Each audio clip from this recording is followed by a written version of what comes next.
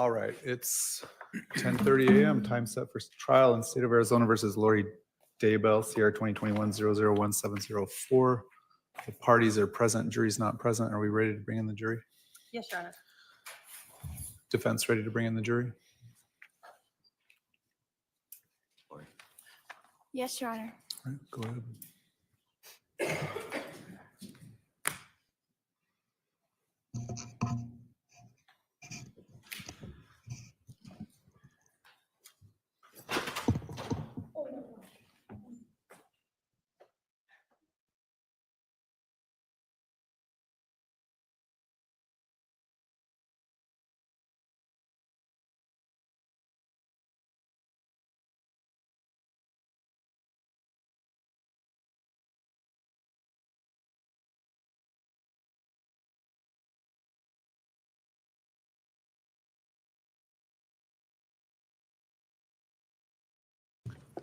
All right, sir, go ahead and stand up here and be sworn in.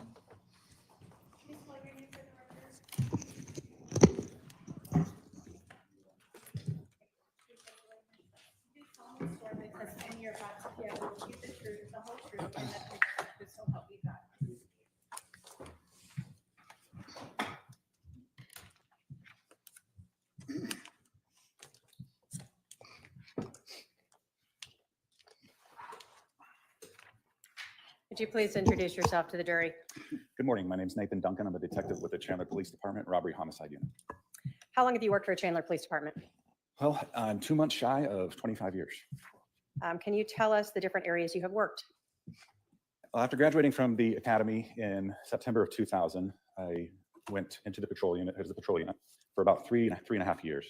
I then left there and became a detective, working for approximately the next 11 years in our property crime section.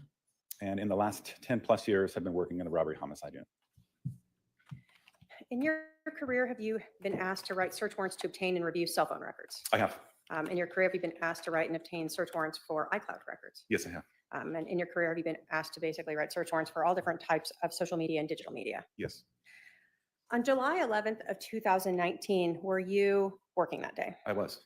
And what were your hours at that time? During that time, so weekdays, days, and I believe at the time I was on a Tuesday through Friday schedule, 10-hour shifts. So on Thursday, July 11th of 2019, did you learn of a shooting at 5531 South Four Peaks Place in Chandler? I did. How did you learn about it? I actually had learned by listening to the radio. I heard the call, kick out, and of the shooting at the Four Peaks location, and then soon after that, received a phone call to assist detectives at that location. When you arrived at the scene, what can you describe for us what you saw?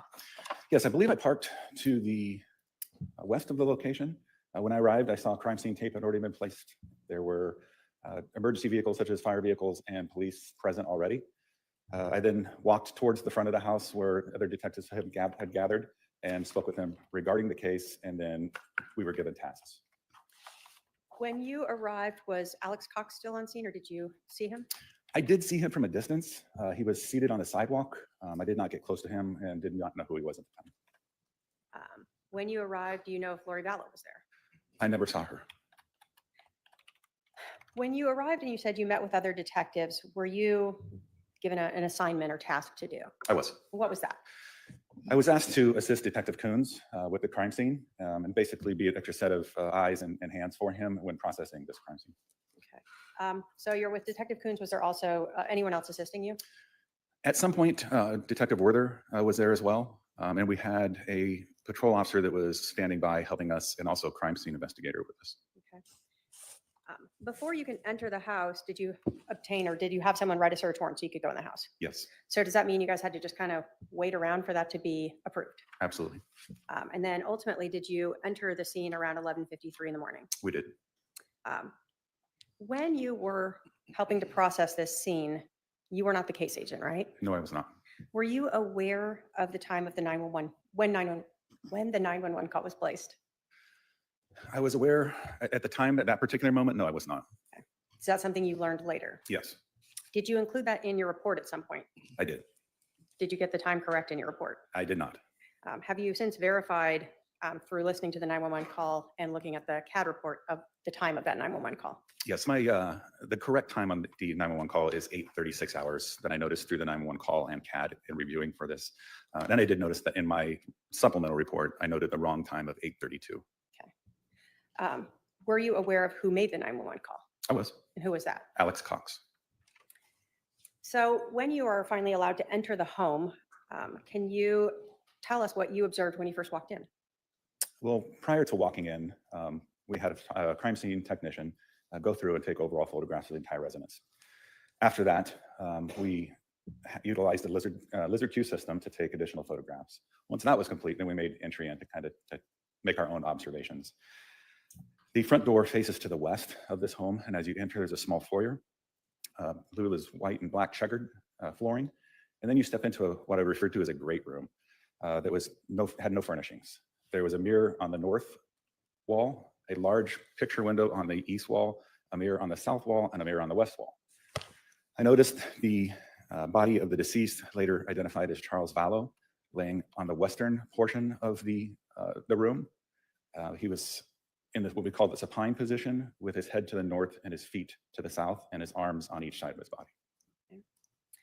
When you saw Charles Vallow, did he appear to be fit? Yes. When you went into the scene, did you notice a lot of blood around the scene? We did not. When you were looking at Charles Vallow, you told us that his hands were each to his sides, correct? Correct. Did you notice any blood on his left hand? I did. Where did you notice that? I noticed some blood in the webbing, we call the webbing of Charles's left hand. And in seeing that blood, and with not seeing any other blood, the only source of blood for that to come in contact with would have been on Charles' chest. So I felt that could have been from him placing his hand to his chest at one point before finally coming to rest. So the flooring around where Charles's hand was, there was no blood around that floor area. Correct. I'm going to put up, if I can have the Elmo, exhibit 40.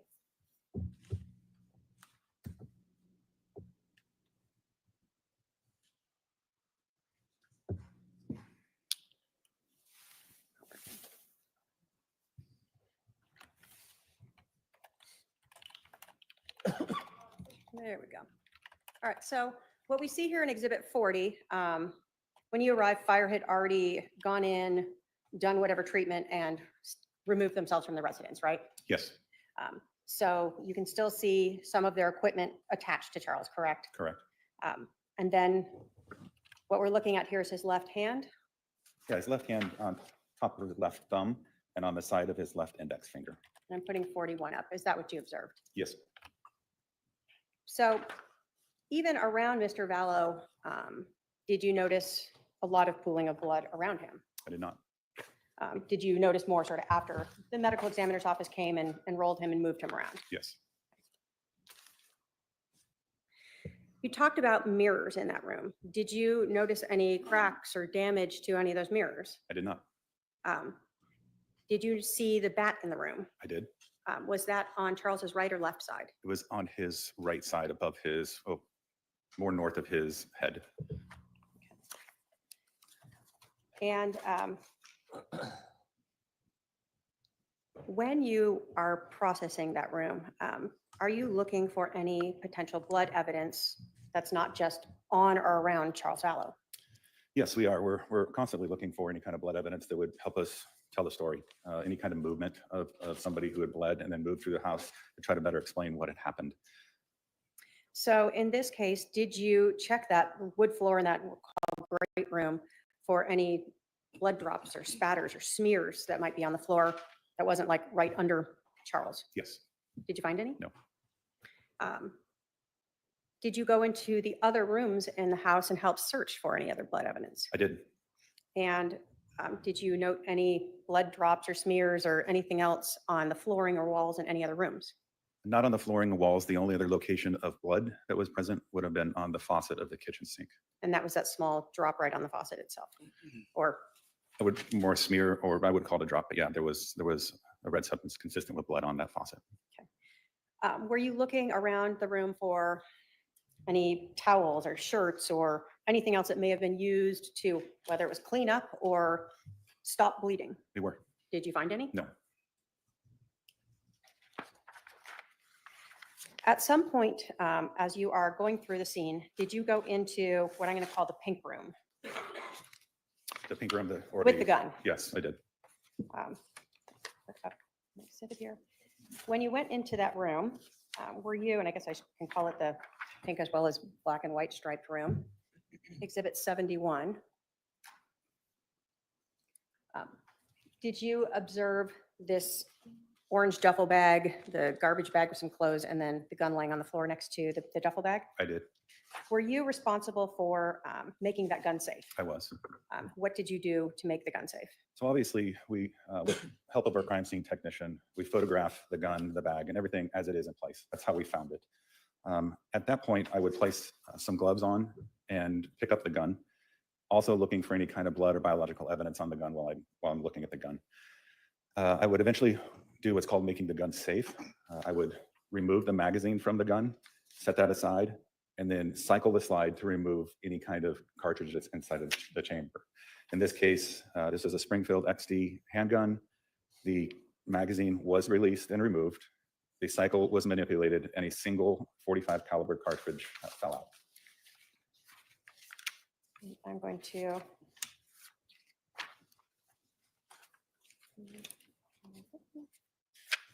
put up a couple. We see in 78 is sort of that your hand holding the magazine that you removed, It is. and then 86 is that your hand with the single casing. Yes, it is. When you were going through this evidence, was there inside that orange bag that we see in Exhibit 82 a gun case? Yes, Did that gun case have any locks on it? it did not. It's just plastic clasp to hold it closed? Correct. And was there extra magazines inside that gun case? There were. Now, when you process a scene and the evidence is then taken to police impound, do you sometimes go through it better there away from the scene? Yes. And you put up Exhibit 81 here, that orange duffel bag. I think it's this way. Did you later go through the duffel bag? I did. And is there an outside pocket on that? There is. Did you locate a debit card in there? I did. If I can have a paralegal approach with 234.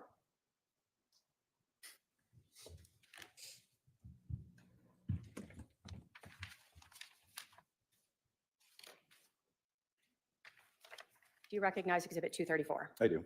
And what is that? It's a health savings account card in the name of Alexander Cox. State will move to admit Exhibit 234. Any objection?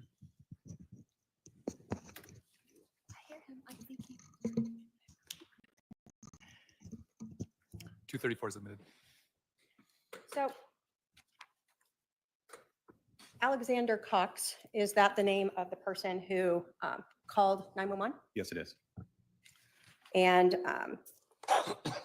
when you are, let me ask you a little bit about the gun a little more. So this gun that you made safe, when you're looking at it, did you look at all the sides of it to see if there was, again, any blood evidence on it? Yes.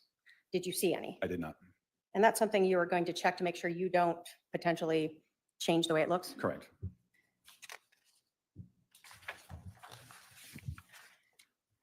Did you know when you went in to process the scene that Alex Cox had an injury to the back of his head? I don't know. When I went in, no, I did not. Did you learn at some point that he did? Yes. Knowing that he had an injury to his head, did that play in? Well, let me ask you, when did you learn that? I believe it was during the investigation. We learned that Alex had sustained an injury to his head. So with that, made us more aware of potential other blood evidence, and that's why we were looking for that. Okay. So is that why one of the reasons why you're looking on this gun to see if there was any blood transferred from him potentially touching his injury and manipulating the gun at some point? Yes, from our understanding, it was there was some sort of assault with this, or assault with a bat, and then Alex then retrieved to the bedroom to get the gun. So our understanding is if you get hit with a bat and you're bleeding, that you would hopefully bring some sort of blood evidence onto the gun, and then what happens after there's more blood evidence as well. So you would have documented that and then made sure it was collected if you'd seen that. Absolutely. But here we photographed the gun without any blood evidence on it. Yes. Do you also, when you obtain a gun, look at the serial number? Yes. Why is that relevant? We want to know who it returns to, who owns that gun. And did you determine who owned that gun? We did. Who owned the gun, the Exhibit 247, that Springfield? Alex Cox. Now, at some point, we've heard the medical examiner came to remove Charles Vallow's body, correct? Yes, And were you present when that happened? I was. And did you and the others that were processing the scene clean up the blood on the floor that had been left underneath him? I did. And when you were cleaning up the blood, did you notice anything on the floor that stood out to you where he had been located? Yes, I did. What did you notice? When cleaning up the blood, I immediately noticed a defect in the floor consistent with a bullet strike that would have been close to or right on this area where the exit wound would have been on Charles' left shoulder. So you had seen the floor and been processing that room while Charles was laying there, correct? Right. And once his body was removed, there's a pool of blood underneath where he was. Correct. And in that area, I'm going to put up Exhibit 60, is where you then observed that bullet strike. That is correct. I'm going to put up a little bit further back of one. Hold on. Let me put up 56. Although it's harder to see, the marker itself is next to where that bullet strike is. Yes. So when you are seeing this, what comes to your mind at that point?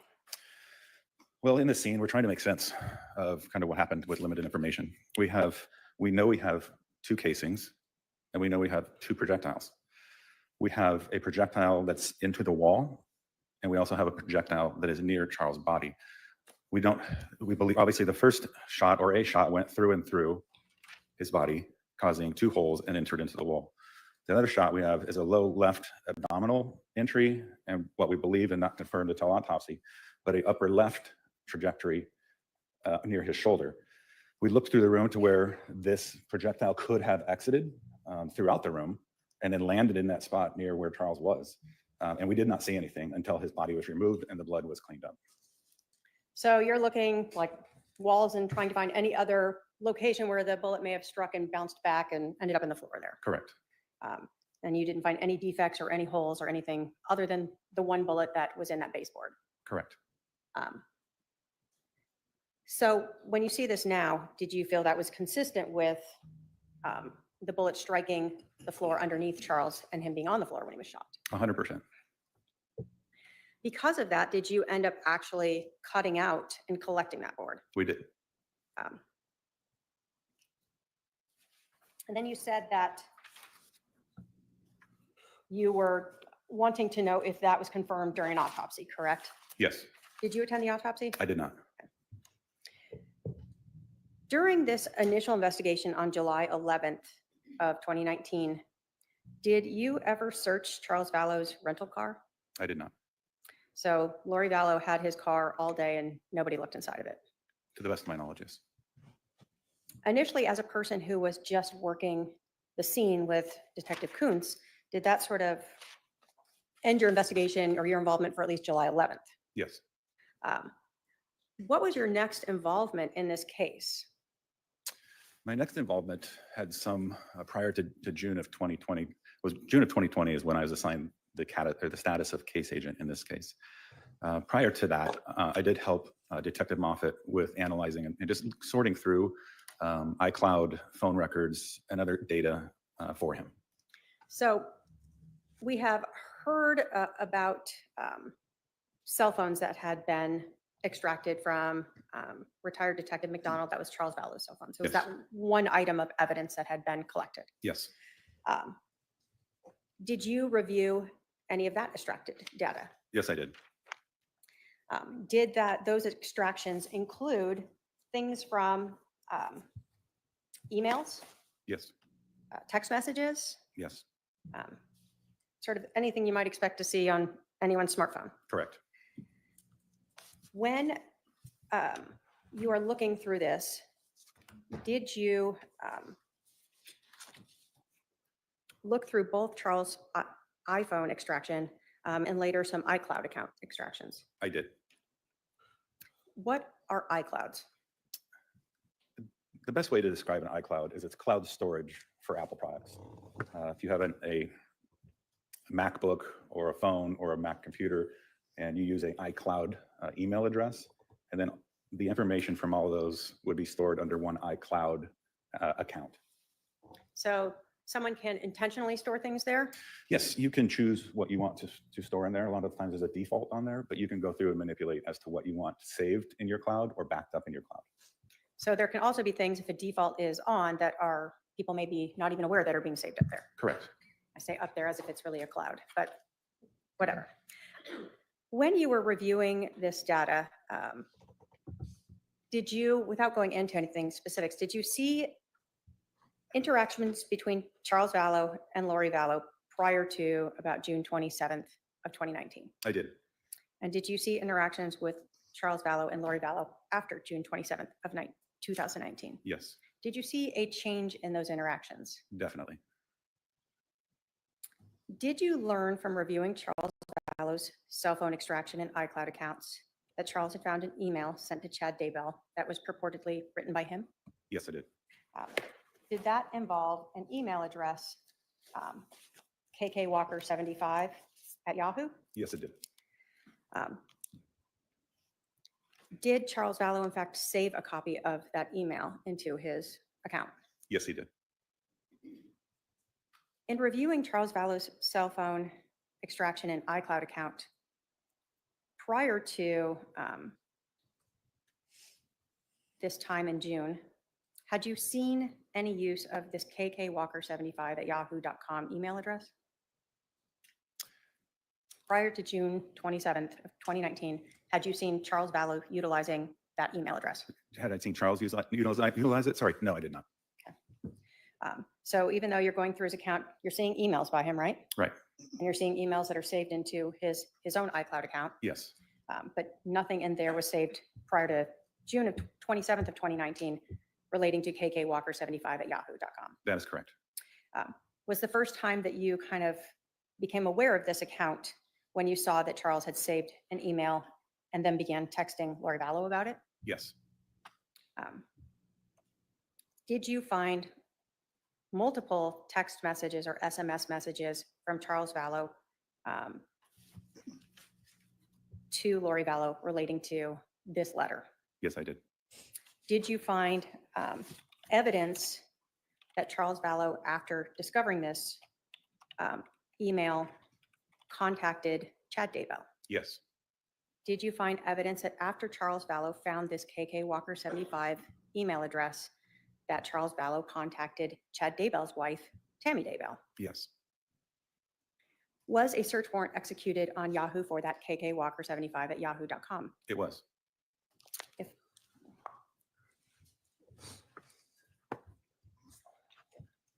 I can have my paralegal approach with 289.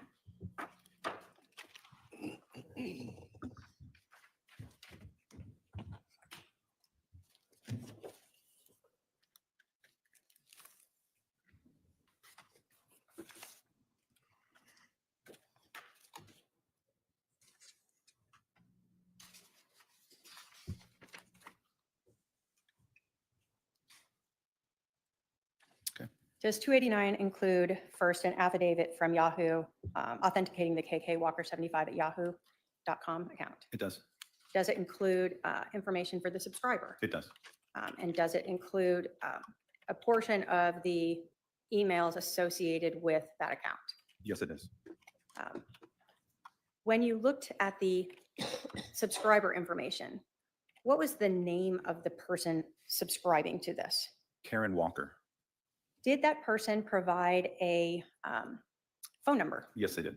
And so when they're subscribing to sign this up, is that often a requirement to provide some sort of phone number or way to authenticate these? Yes, Did you recognize that phone number? I did. How did you recognize it? The phone number was linked to an old phone number for Lori Vallow. Was that her 480 phone number? Yeah, last ending in 4652. So you had seen text messages from Lori Vallow to other family members and people under that phone number Correct. in her iCloud account. Correct. Did you also know when that account was opened? Yes, it was opened in April, get the exact date, April of 2019, April 21st. April 21st of 2019. Would that have been when Lori Vallow and Charles Vallow were now in Houston? Yes, Did you also note in the context itself reference to requesting Chad Daybell come out to Houston? I did. The state will move to admit 289 pursuant to 803 and 902. Any objection? Relevance, Your Honor. 289 submitted. If I may publish. Go ahead.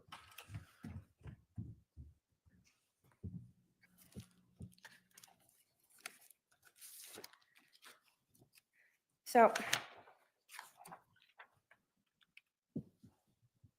zoom in a little closer for us. Is this the subscriber information that Yahoo sent? Let me first say, so they send you an authentication, correct?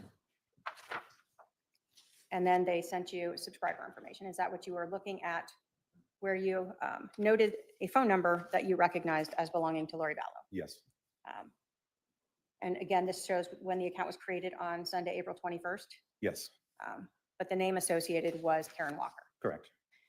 Were you provided with a timeline of when this account was used? I was. So April 21st through June 26th? Yes, In looking at Charles Vallow's iCloud account and cell phone extraction, was this right before he discovered that email? yes, Now, some of the emails that were sent starting sort of April 21st were to Brother Daybell, to Chad Daybell. yes, And we see up here to Chad Daybell, correct? correct. And then we see the date of Sunday, April 21st of 2019. Yes, And so in this email, do we see that Karen is inviting Brother Daybell to Houston? yes, In these messages was a final message, one that you found saved by Charles Vallow on or around June 27th or 28th. This, what we see is exhibit again 289. correct. In this message, it's from the KK Walker email. It is. So these prior emails, we saw a person purporting to be Karen Walker using Lori Daybell's phone number, writing to Brother Daybell, right? Yes, But here we see someone again from this same email now purporting to be Charles Vallow. yes, Again, talking about a Preparing the People conference. correct. And had you heard of the Preparing the People conference before? I had. Is that something that Lori Vallow was involved in? Yes, And is that something we've heard about through testimony here at court? we have. In this, does Charles Vallow, or the person writing this email, again, ask Chad Daybell to come out to visit, Yes, to help write a book? correct. And so is this then the email that Charles then began reaching out to Lori, Chad, and Tammy about? Yes, We had heard from Adam that he also had learned of this. Did you see evidence of Charles Vallow also sending this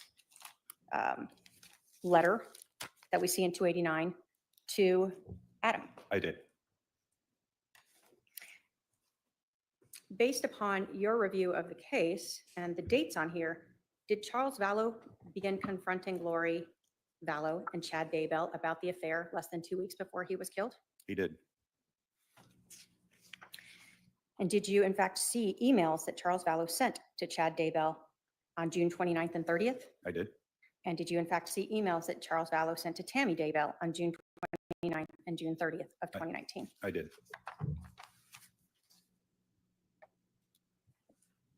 At the time on June 29th, 30th, where was Charles residing at that time? During that time, Charles was in Houston, Texas. During that time, where was Lori Vallow? She was in Arizona. We have this timeline where Charles Vallow begins reaching out to Lori and Chad's wife about this affair. was the first time that Charles Vallow saw Lori Vallow after him discovering this email on July 11th of 2019? I believe so. There was a scheduled trip around the 4th of July, but was canceled. So the next time they would have seen each other would have been July 11th. So based upon your review of SMS messages, iCloud accounts, did Charles help Lori move here to Arizona about a week before this email? Yes, So he had seen her prior to learning about this, correct. and then when he came out here to see JJ. Yes. When you were reviewing, well, let me ask you this. Were search warrants executed to obtain not only Charles Vallow's iCloud accounts, but Lori Vallow's iCloud accounts? Yes, they were.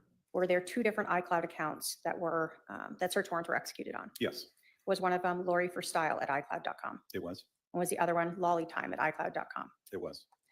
In reviewing those records, did you ever find evidence, screenshots of flights that Lori Vallow went to Idaho in March of 2019? I did. And did you ever find evidence, screenshots of flights that Chad Daybell and Lori Vallow flew back to Arizona together on March 19th of I did. 2019? Now, we heard from Adam Cox last week. And he testified about text messages and interactions that he and Charles had leading up to July 11th. When you were going through the extractions of Charles Vallow's phone, did you see text messages between Charles Vallow and Adam Cox? Yes. And did those match what we observed? And I'm going to put up 210 here that was previously admitted. Were these the messages that were previously admitted to Exhibit 210, the same ones you saw in Charles Vallow's phone? Yes, they are.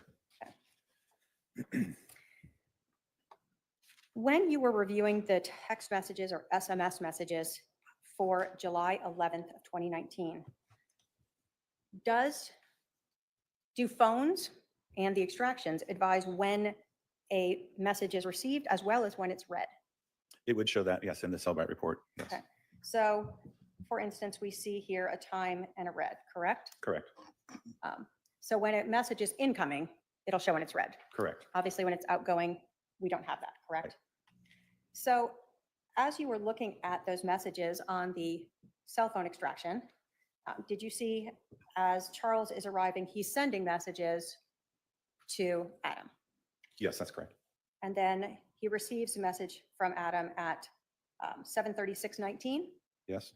and he read that. I'm going to pull in just a little closer so we can see.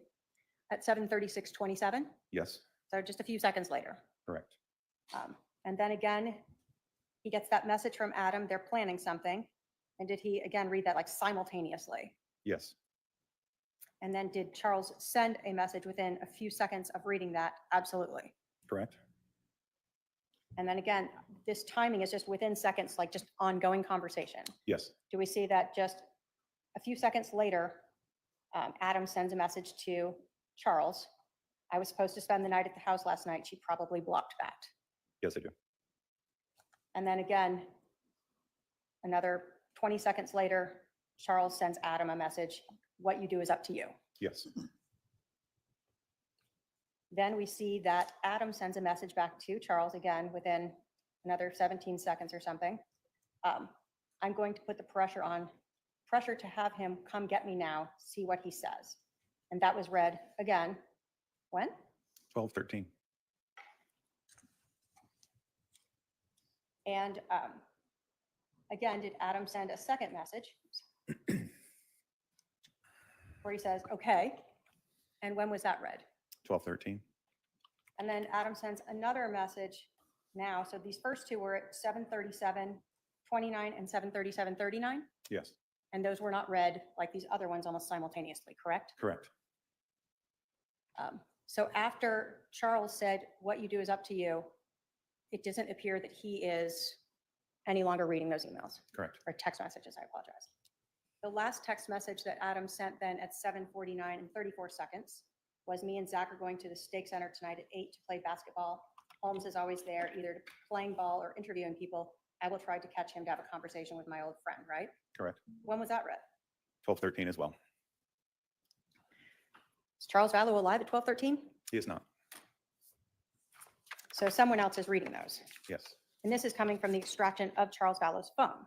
correct. Do you know who was in possession of Charles Vallow's phone at 12:13 p.m. on July 11th of 2019? Lori, How do you know that? she told us, and she turned the phone back over to us later that afternoon. Did you ever find any other evidence that Lori Vallow and Alex Cox went through Charles Vallow's phone on July 11th of 2019? Yes.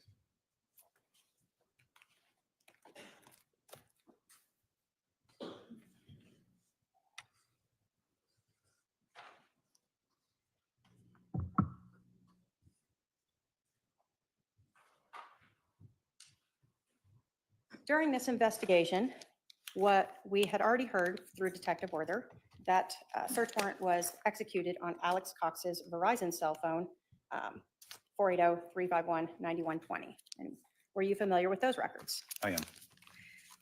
As part of the records that Verizon sent, and this is Exhibit 222 that has previously been admitted, did Verizon provide subscriber information? Yes, And that came back to Alex Cox. correct. Did Verizon provide phone calls, Yes, cell phone data, yes, cell tower data? yes, And did they also provide some images that were saved by Verizon for associated with this phone number for Alex Cox? they did. Is that something that is with every carrier? No, it's hit or miss as to whether you get them or not. Some carriers save them for longer, some save for shorter periods of time. Some don't save them at all. Were these images, did the images themselves have any type of time date stamp on them? The image of itself, it's an image of a phone with a time in the corner of the phone. Okay. And So let me I'm going to put up some of these images that were from this. So many of us talk about a screenshot, right? Is this a screenshot? no, Why not? How do we know it's not? because obviously in this case, you can actually see the entire phone, and you also have a counter in the background. So in this image that Verizon sent, it's showing an actual phone. Have you seen Charles Vallow's phone? Yes, Did it look like the same shape as his phone? yes, We see a time of 2:13 p.m., correct? correct. When you were going through Charles Vallow's phone itself and the extraction, did you see this message between Charles Vallow and Adam Cox? I did. Did in fact Charles place the flight or book a flight for Adam Cox to come to Phoenix? He did. Was there another image showing a closer up of the portion of that call with the flight information for Adam Cox? Yes, And did it also include a screenshot where Adam talks about going to see Lori at her house and having a talk with her and keeping his phone on record? yes, And were these all messages, text messages between Adam and Charles that you found on the extraction report? they are. And these are images that were saved by Verizon associated to Alex Cox's phone. Yes, So the Chandler Police Department had Charles's phone back in their possession by 3 or so in the afternoon of July 11th, correct? yes, And it's been in Chandler Police Department's possession. it has. And yet the Verizon records for Alex Cox show photographs of Charles's phone and those conversations between Charles and Adam. Yes,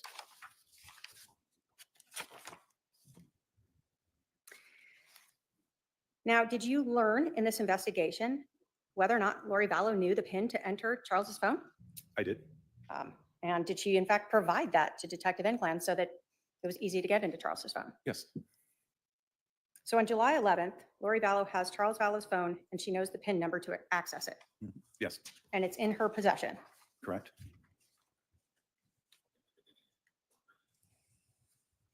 Did you ever find evidence that Alex Cox sent those photos of Charles Vallow's phone showing Adam's flight reservations to Lori Vallow on July 13th of 2019? I did. Again, we're talking about those iCloud accounts. Did you find that when you were reviewing the lollytime@icloud.com account information? Yes,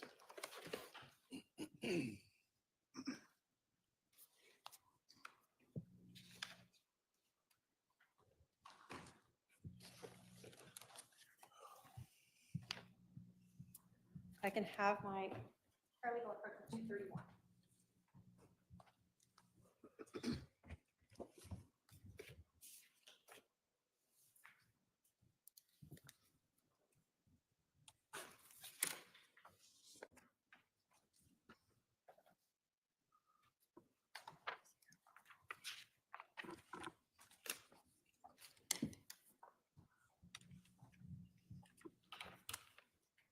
I apologize. I should have also given you 2:26 as well.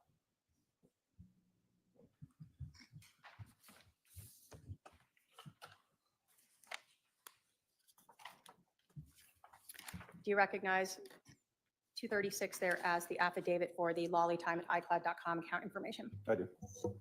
When you were investigating this case and you obtained a search warrant for the lollytime@icloud account, how did you authenticate or know that those records were related to Lori Vallow? So first and foremost, the account lists her phone number in the 956, ending in 9562, associating that number with the account.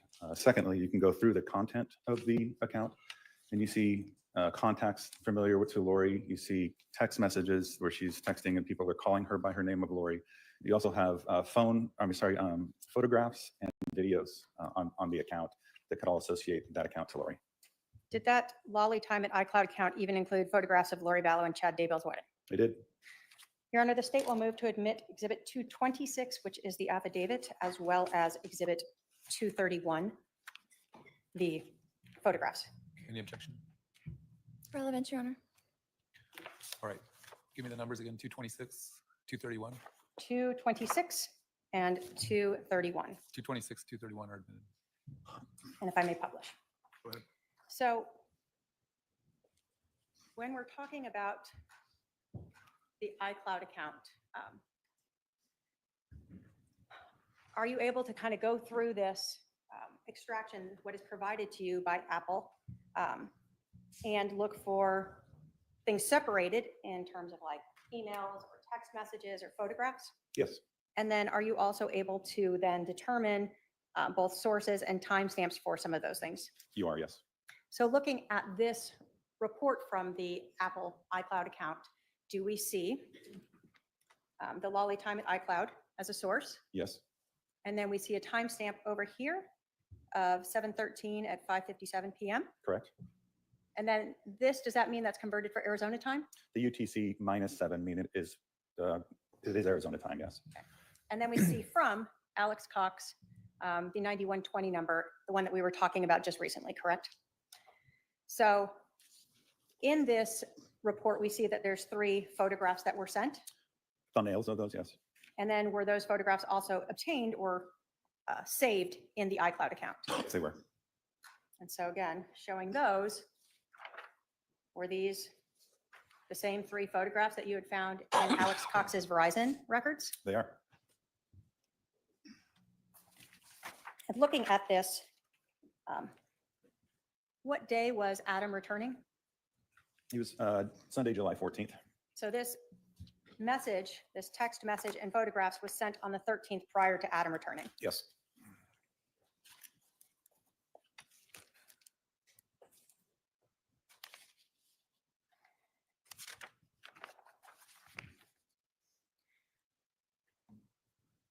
Now, I want to talk to you a little bit about that timeline and what you understood when we start including all this information in. Based upon your investigation, did you learn that Charles Vallow's phone left the area of 5531 South Four Peaks Place around 7:49 a.m. on July 11th? Yes, I did. So what we see is it's around the time that Adam sent that last text message. Correct. Based upon the GPS data from Charles Vallow's cell phone, when she left with Charles's phone around 7:49 a.m. and the 911 call being received at 8:36 a.m., how much time lapsed? 17 minutes? What the time? From 7:49 49? to 8:36, was that Oh, 46? 47 minutes? So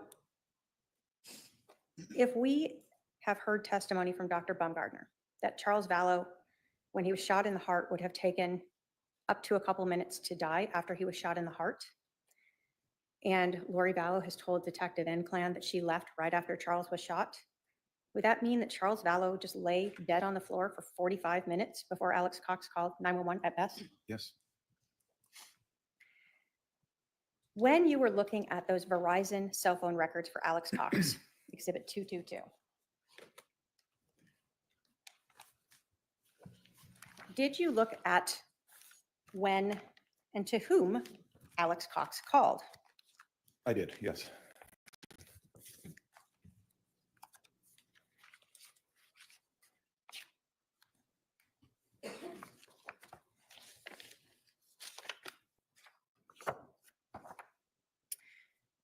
Now, when you are looking at cell phone records, do they often include sort of dates and times of phone numbers, phone calls, durations, and those sorts of things? Yes.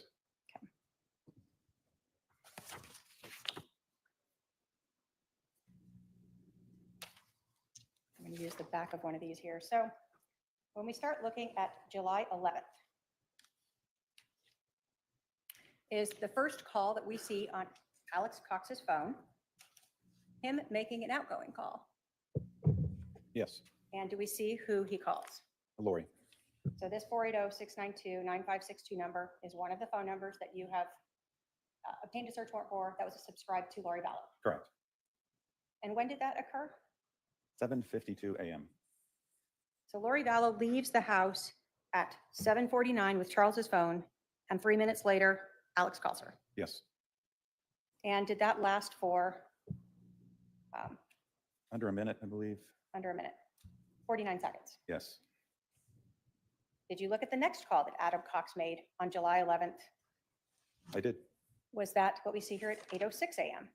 Yes, set for the UTC -7 is 8:06 a.m. and that lasted for 55 seconds. Who was that to? Also placed to Lori. So if Lori Vallow left the house at 7:49 with Charles Vallow's phone, how much time has lapsed when Alex calls her the second time? I know it's math. Is it about 17 minutes? All right, 17 minutes, yeah. Okay.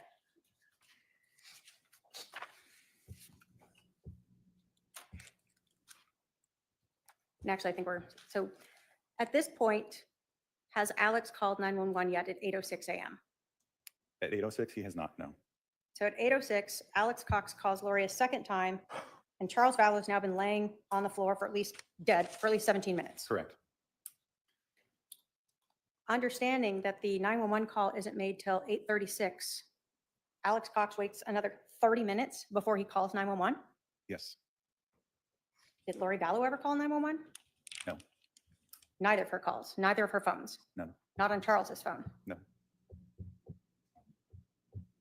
And do we in fact see the 911 call that was made by Alex Cox on these records? Yes. And it shows it as these ones have not been converted, right? Yeah, it's not converted, but the time converting that to the -7 would be 8:35:54 seconds. So when we see the 911 call, that's the connection time with the dispatch was 8:36 basically. Yes. So we knew from Charles Vallow's phone and from body cam that Lori Vallow returns to 5531 South Four Peaks at about 8:48 a.m., correct? Yes.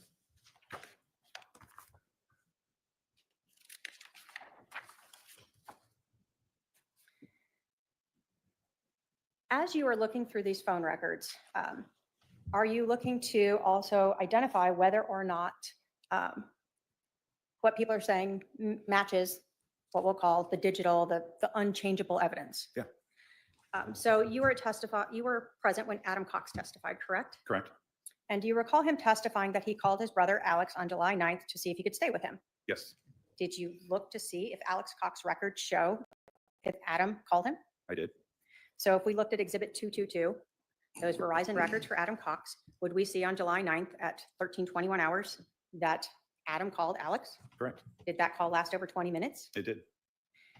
Did you also hear Adam testify that he tried to reach Alex when he got to Phoenix on July 10th? Yes. And again, if we looked at Exhibit 222, Alex Cox's Verizon records, Did you see any attempts by Adam to reach his brother Alex? I did. Did you see a call on July 10th at 3:22 p.m.? Yes, Did that not connect? There was no conversation time. correct. Did you see a text message from Adam to Alex on Alex's records, Exhibit 222, at 3:23 p.m. on July 10th? Yes, Now, these records did not have the context of that, correct? correct. But you can see that Adam sent a text message to his brother Alex. Yes, Did you see Alex ever call or text back his brother Adam? never. Did you see another text from Adam to his brother Alex in Exhibit 222 at 6:28 p.m.? Yes, Did you see a response back from Alex to Adam? I did not. We also heard Adam testify, and we saw in those text messages that between Adam and Charles on July 11th, that Adam said he was going to reach out to Alex and see what he did, right? Right. Did you look at Exhibit 222, these Verizon records, to see whether or not Adam, in fact, had reached out to Alex? Yeah. And does Exhibit 222 show that at 7:40 a.m. on July 11th of 2019, that Adam, in fact, texted his brother Alex? Yes, Did you see a response from Alex to Adam? I did not. So did Alex's cell phone records, Exhibit 222, sort of confirm or match what Adam was saying about trying to reach his brother? They did. When you were going through the extraction of Charles Vallow's cell phone, did you ever find a copy of a lease agreement for 5531 South Four Peaks? I did.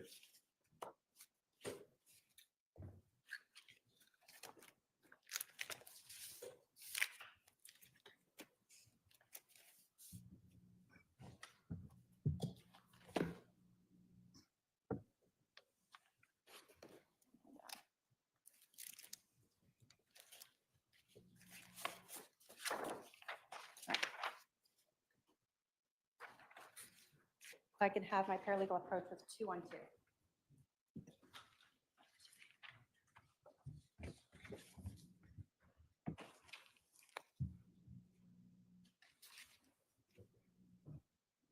Okay, Do you recognize Exhibit 212? I do. Is that a lease agreement for 5531 South Four Peaks Place in Chandler that you found in that extraction of Charles Vallow's phone? It is. If I could have that back.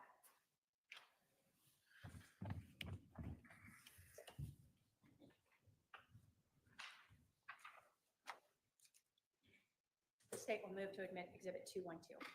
Any objection?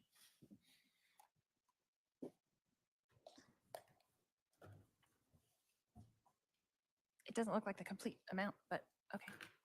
No objection. Objection. 212 is admitted. So did this sort of photo of a document that you found on Charles's phone show the lease date? It did. And when was that? June 22nd, 2019 to end on June 30th of 2022.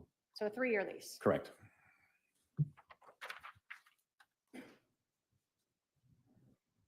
Based upon your investigation, speaking with people as well as just going through Charles Vallow's iCloud account, his cell phone, where was Charles Vallow living in June and July of 2019? In Houston. Did you, in fact, find evidence that Charles Vallow had flown to Phoenix on July 10th of 2019? Yes.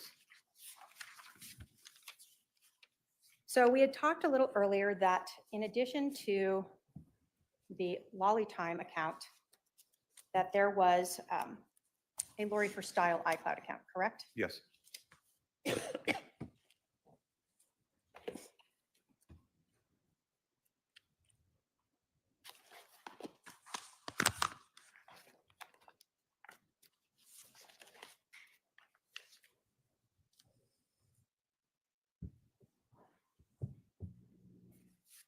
In terms of the Lori for Style at iCloud account, how did you identify that iCloud account as being associated with Lori Vallow? Very similar to the Lollytime account. The phone number ending in 9562 is listed as the subscriber phone number. Also, the content of the phone, looking at photographs, videos, and communication with others. That is also the Lori for Style at iCloud is a address that she actually gave to Banner Insurance as well. Do we see in the Lori for Style two different phone numbers, both the 808-755-5452 and the 480-692-9562 number assigned to that subscriber. You do. If I can have my paralegal approach with 224 and 225.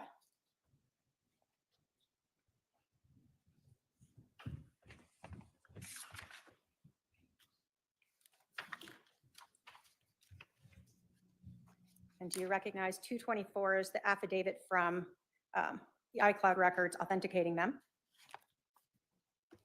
Yes. And is 225 some of the SMS or text messages that were saved in the Lori Force style at iCloud.com records? Yes, they are. State will move to admit 224 through 225. Oh, 224 and 225, sorry. 224 and 225 are admitted. When you were going through the Lori Force style iCloud account records, did you ever find any recordings in that iCloud account related to Chad Daybell? I did. Did you find a recording from November 17th of 2018 of Chad Daybell in Arizona? Yes, it was him speaking at a Preparing of People event.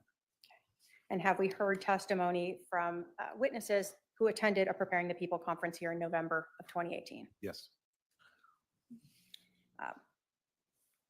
In the Lori for Style at iCloud account, did you find text message or SMS messages saved between Lori Vallow and her brother Alex Cox? Yes. When you were looking through these records, had you become aware of the name Ned? Yes. What was the relevance of that name in your investigation? Through this investigation, we had learned that Ned was the name of a dark spirit that had taken over Charles' body. And so in knowing this, I went through these records looking for a mention of Ned and to the reference and how it was used. And was this, when we talk about the dark spirit, is this something that through your investigation, as we've heard in court, was a name that Lori had associated or given to Charles Vallow? Yes. In Exhibit 225, are these messages in the Lori Force Style iCloud account between Lori Vallow and her brother Alex Cox, where they're talking about Ned? Yes, they are. Was the first time that you found that reference to Ned from February 15th of 2019 from Alex Cox to Lori Vallow? Yes, it is. And is that where we see Alex saying that Ned was at the temple yesterday looking for you?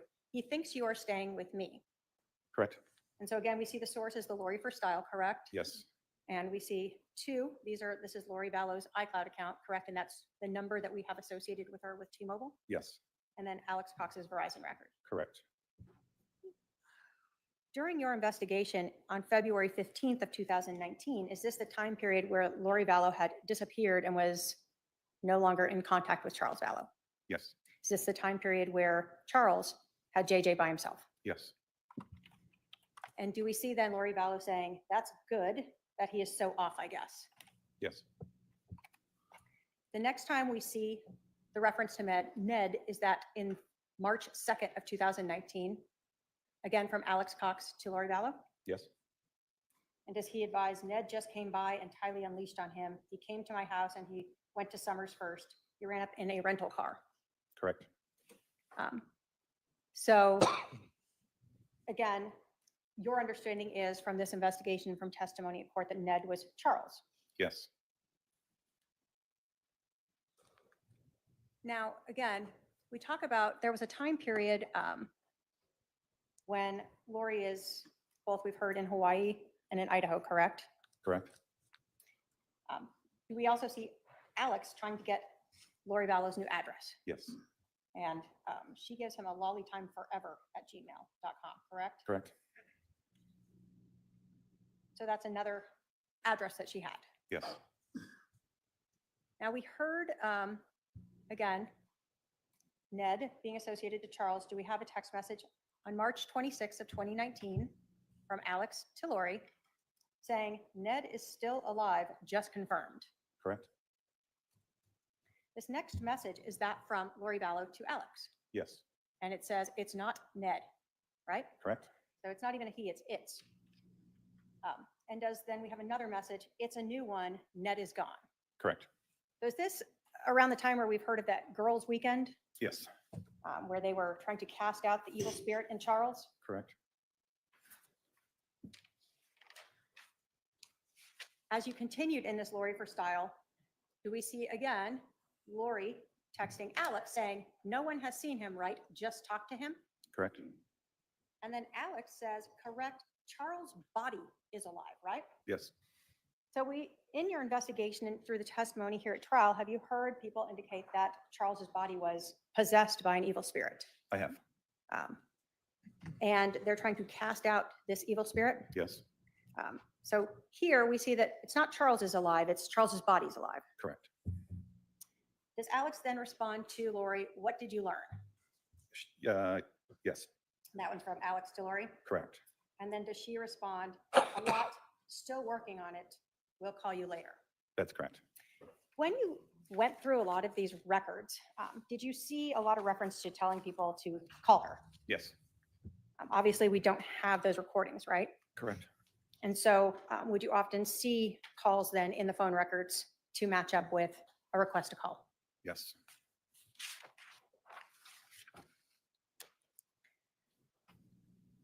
Going back to the Lolly Time iCloud account, was that account created on July 1st of 2019? it was. Was that created after Charles Vallow contacted Lori and Chad Daybell and Tammy Daybell about the affair? It was.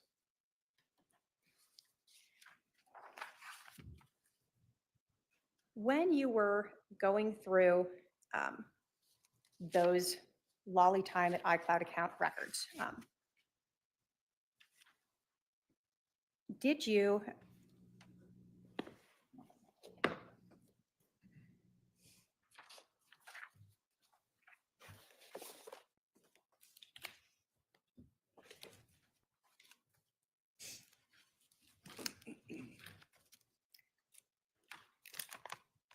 find evidence or find photographs in the Lolly Time at iCloud account showing the change in Charles's beneficiary form for his life insurance? I did. Did you see both a photograph of a computer as well as of documents? Yes, Show defense 232.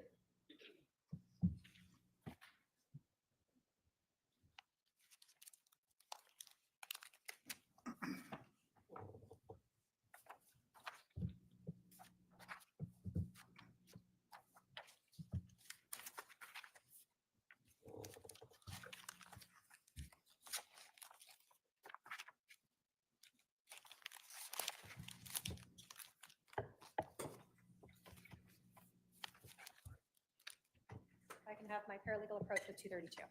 Go ahead.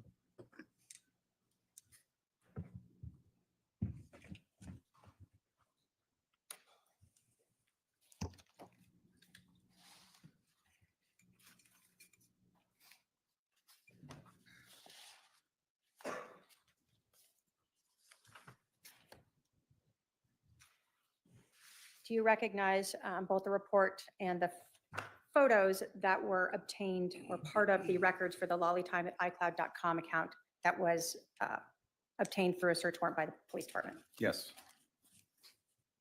State would move to admit Exhibit 232. Any objection? No objection. 232 is admitted. And if I may publish. So again, when you are going through these iCloud accounts, just like with the cell phone extractions, are you able to sort of pull out reports and save the documents themselves, both in the report and then print off those documents? yes, So looking at this Exhibit 232, do we see both it's from the Lolly Time at iCloud account, right? correct. And then we see that on July 28th, that these photographs were sent to a phone number 515-402-0143 with a contact name of Bubby. I do. Now let's first go through these records, then we'll talk about the phone number, okay? Okay. So what we see here are sort of the thumbnails. Are these the actual photographs associated or sent in each of these messages? Yes, they are. So we see these are MMS messages, meaning there's a photo associated with it. Yes, So one of the photos associated with it was this Banner Life Insurance, oops, I'm sorry, we're too close. Banner Life Insurance policy for Charles Vallow, correct? Correct. Showing Lori Vallow as the primary beneficiary. Yes. And then there was a photograph or of the document showing, again, $1 million policy, Yes. started in 2015, and the owner insured are Charles Vallow. Yes. Then was there a photo of a computer screen? There is. And were you able to tell, because you see sort of the icons that you would see at the bottom of a computer screen in this, Correct. and a little bit of a glare on it? And is this the designation form that was changed by Charles Vallow that we had talked about previously in court? Yes. And so this is a photograph of the computer showing that Charles Vallow, in fact, changed this to Ethel K. Woodcock. That is correct. So on July 28th, Lori Vallow is sending copies of this to someone she calls Bubby. Yes. Now, did you guys want to find out who Bubby was? Absolutely. Did You actually obtain a search warrant to get those phone records from AT&T for 515-402-0143? Yes, I did. I can have my paralegal approach with Exhibit 223.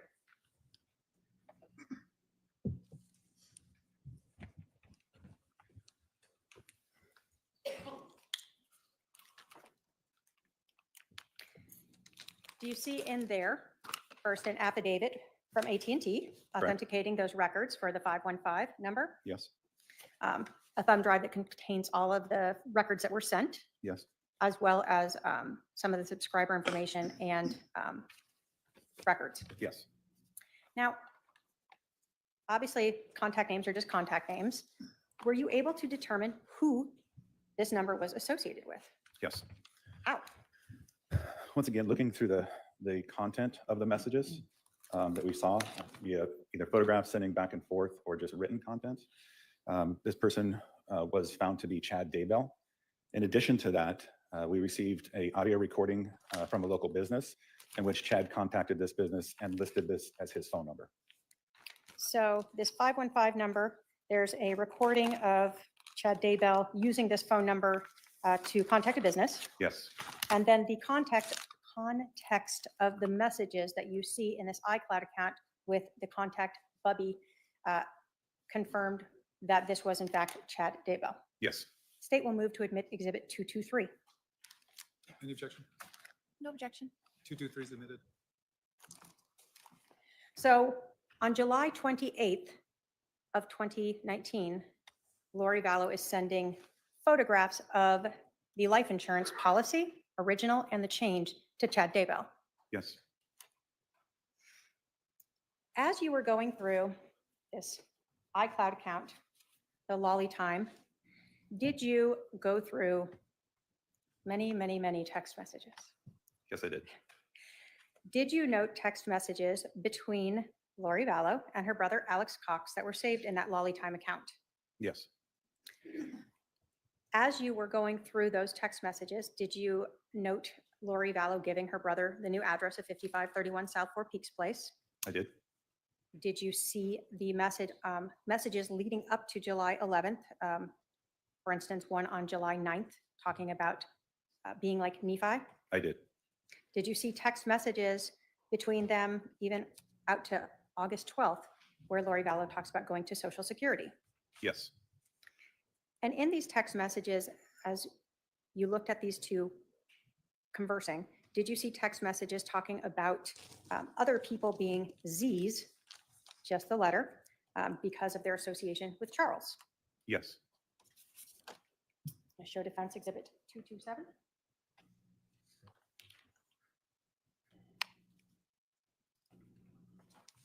Now, these messages in this iCloud account that are in this report, are these all of the messages that they had? No, Are these just a portion of them? they are.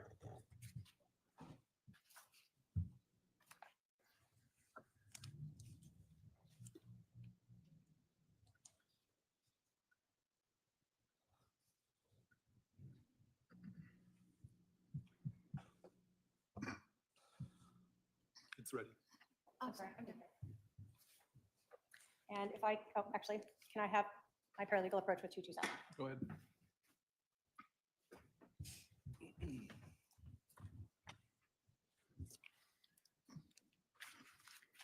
Looking at Exhibit 227, are those just that portion of the SMS messages between Lori Vallow and Alex Cox that were saved on the Lolly Time at iCloud account that we've discussed there?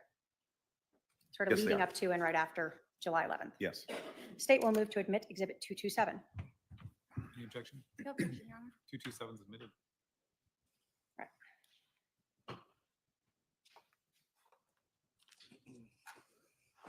So let's go through these. So again, we're seeing SMS messages, and we're starting here on July 9th, correct? Yeah, 3:05 PM? And these are from Lori Vallow. This starts the first one from Lori Vallow to Alex Cox. Yes. So we see Lori Vallow tell her brother that Mel is bringing Bodie over here for you now, so can you come? Correct? Yes. So the 9th is the day that Charles and Adam are making their plane reservations. Yes. And do we see that Alex tells Lori he'll be over in a bit? Correct. And then as we continue on the 9th, we see Lori respond, perfect, thanks, right? Yes. And then Alex has to ask for her address, correct? Yes. And so on the 9th, Lori Vallow provides her brother with the address she lives at, 5531 South Four Peaks, correct? Correct. And then there appears to be a response from Alex to her AX. I believe that's probably an attempt to correct the prior state in the above. He spells AX as well too. So there's an From her. AX below. So a little bit later, we see that was at 4:57 PM, correct? Yes. So at 9 o'clock on the 9th, do we see a message from Lori Vallow to Alex Cox? So the plot thickens, call me when you can. Yes. Now, at that point, when you looked at phone records, did you see any call between Lori Vallow and Alex Cox initially after this first text message? Not after that first one, no. So about 47 minutes later, on July 9th, at 9:50 PM,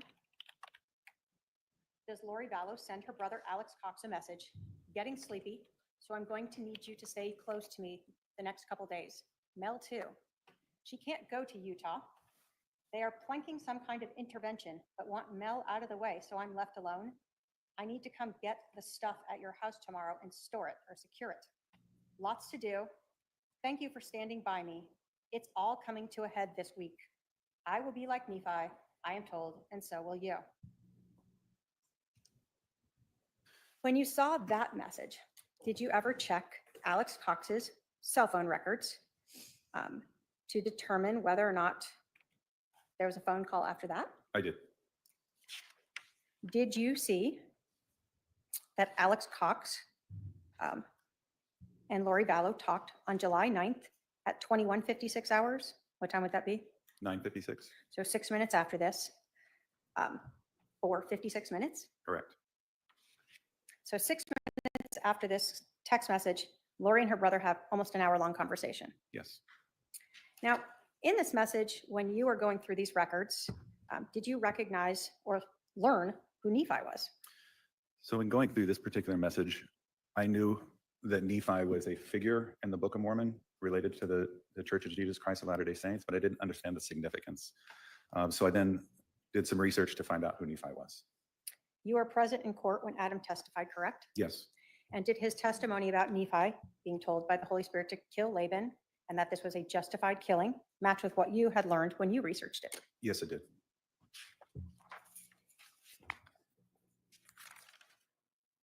So as you were going through these messages, and let me say this investigation, were you able to get to this like July 12th? You're on it and reviewing all these iCloud accounts? No.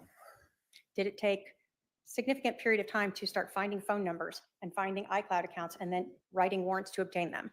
Correct. It's an evolving process. You would find one, and then that would lead you to another. So you're continually writing search warrants for other carriers and businesses. Okay. So when you're reviewing this now, you know the scene and you're understanding some of the case, but you're still putting pieces together. Right. Now,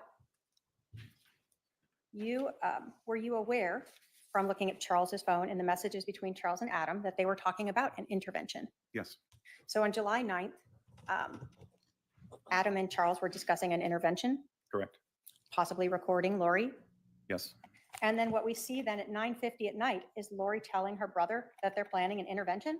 yes, So the same day that Adam and Lori were, or that Adam and Charles were talking, Lori is already letting her brother know there's going to be an intervention. correct, And they're trying to get her separate and alone for this. correct. And then there's that long phone call that we don't have recorded, correct? Yes. Judge, do you want me to keep going through these or break here? I do have a significant number Yeah, more. let's of go them. ahead and take our lunch recess. Almost 12:05. I'll remind the jury to remember the admonition. We'll resume at 1:30 p.m. All rise for the jurors.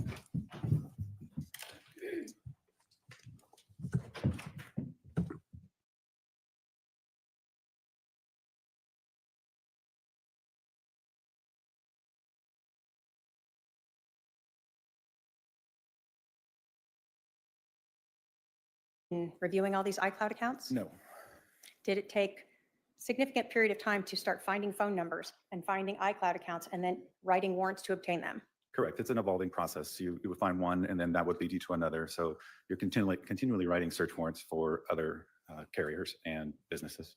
Okay. So when you're reviewing this now, you know the scene and you're understanding some of the case, but you're still putting pieces together. Right. Now, and there's that long phone call that we don't have recorded, correct? Yes.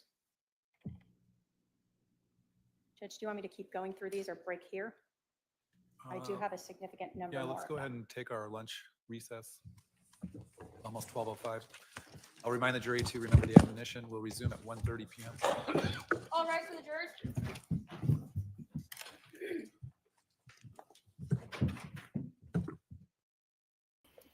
Okay, they said 1:30 p.m. So let's double check. 1:30 p.m.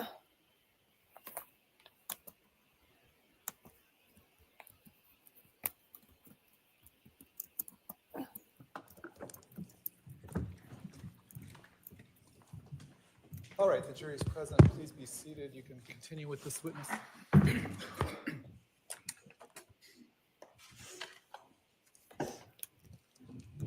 I have the Elmo, please? Thank you.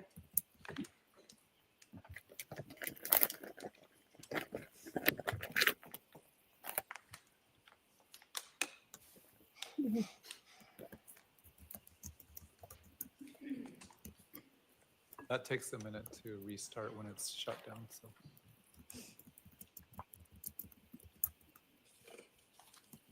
Second here.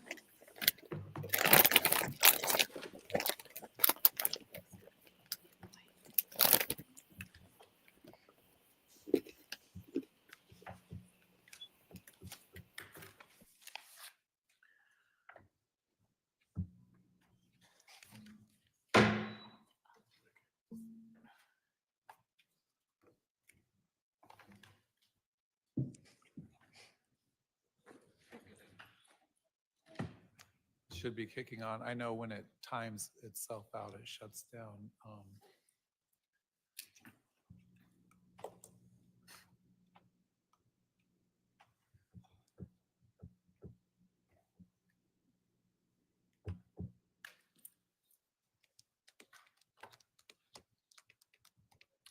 You want to email the AV guys just in case it doesn't pop on here in a second. They were working on something. They were working on something? Yes, I don't know what it was, but they, Okay. Rather than keeping everyone waiting, why don't we go ahead and have the jury go to the jury room? We'll see if we can get this up and running here in a few minutes.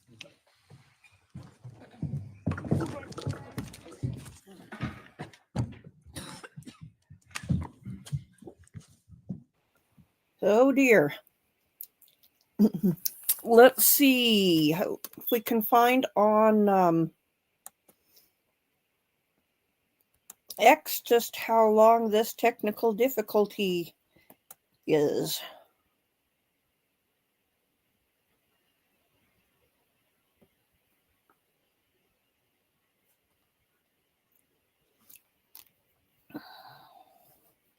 Okay, 3 minutes ago in real time, Nate Eaton says the next exhibit is admitted.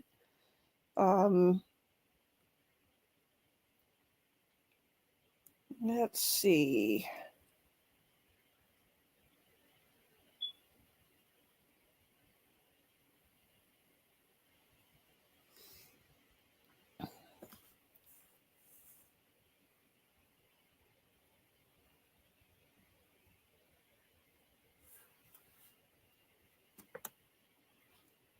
Was reading one of his tweets and suddenly the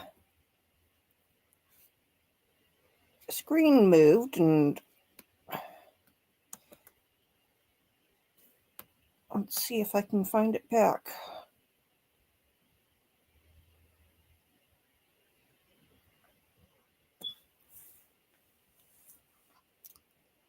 Let's see, 34 minutes ago, Judge Justin Boreski is at the defense, is on the defense bench. That doesn't make sense. He's on the bench, but he shouldn't be on the anything to do with prosecution or defense. I think maybe he started typing and changed his mind and didn't edit.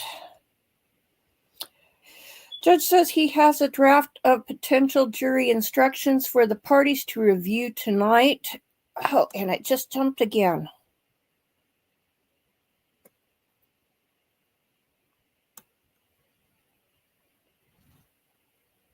This is really weird.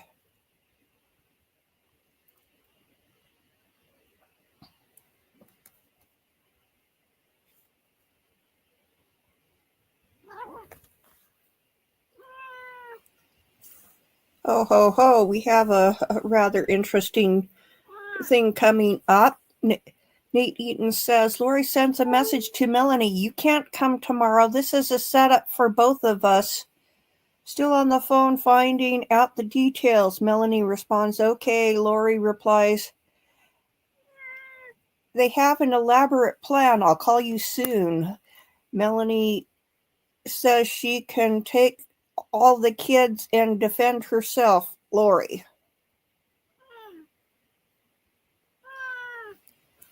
Ooh, let's see. Oh, there's more. Okay. Lori says, it's coming to a head. This week will change everything, Melanie. Probably why I feel sick about going. That is extremely damning.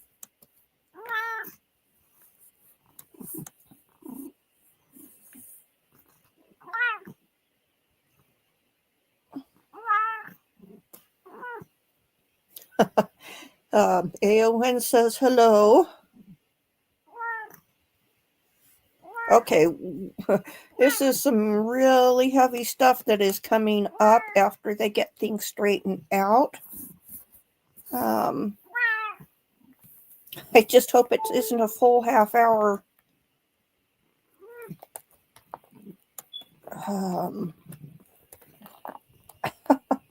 Kitty.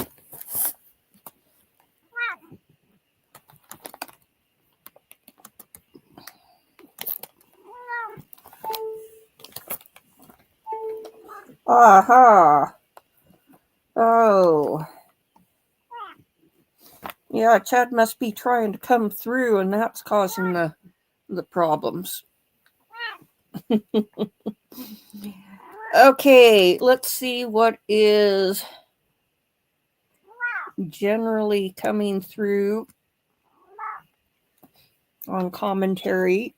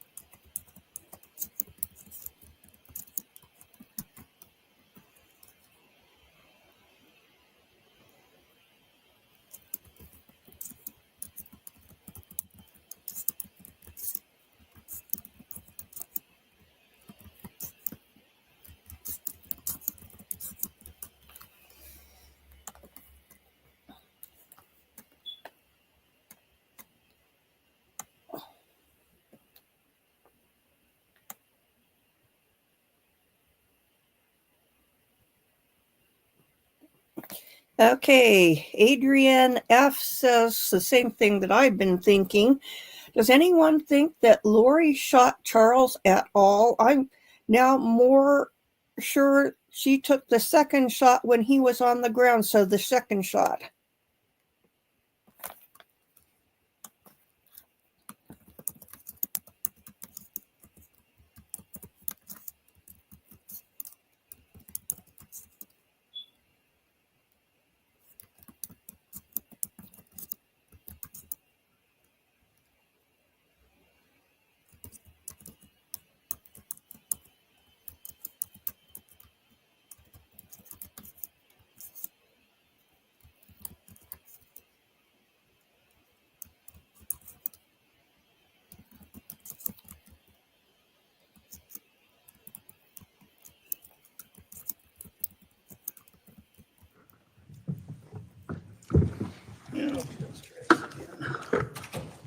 All right, please be seated. The jury is now present.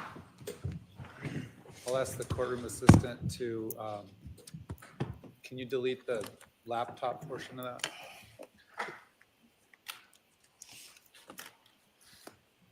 All right, Thank you. go ahead.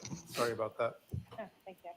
All right, so just to put us back into perspective, when we broke before lunch, we were discussing Exhibit 227, correct? Yes, And this was some of the SMS or text messages between Lori Vallow and Alex Cox that were collected from her Lolly Time iCloud account.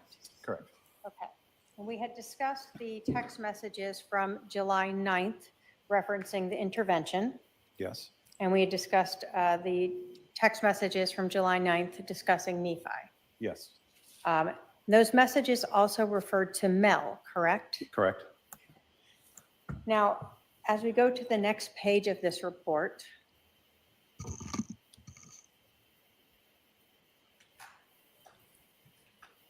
for the 10th of July, do we then see text messages between Lori Vallow and Alex Cox talking about meeting up for lunch with Mel on July 10th? I do. And then as those messages go along, does Lori Vallow in fact invite Alex over to her house? Yes, And he advises, okay. yes. Are there any text messages between them on the 11th of July? There are none. Now, the next messages that we show in this, and again, these are not all of the text messages, correct? Correct, Is from the 13th of July, correct? correct. And it says, need you, Adam is freaking out. Based upon your understanding of the case and the testimony of Adam Cox, is that when he found out Charles Vallow was dead? That is correct. So this one is from Lori Vallow to Alex saying, need you, Adam is freaking out. Yes, Again, as we kind of go through what was relevant, and we're not saying these are all of the text messages, on August 12th, do we see a text message from Lori Vallow to Alex Cox saying at Social Security? yes, you do. Based upon your information and review of the case, were you familiar with August 12th being the date that Lori Vallow went to Social Security to apply for survivor benefits? Yes,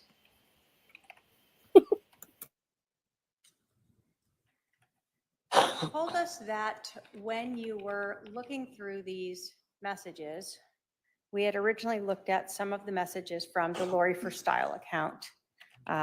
And you had looked for messages involving Ned, correct?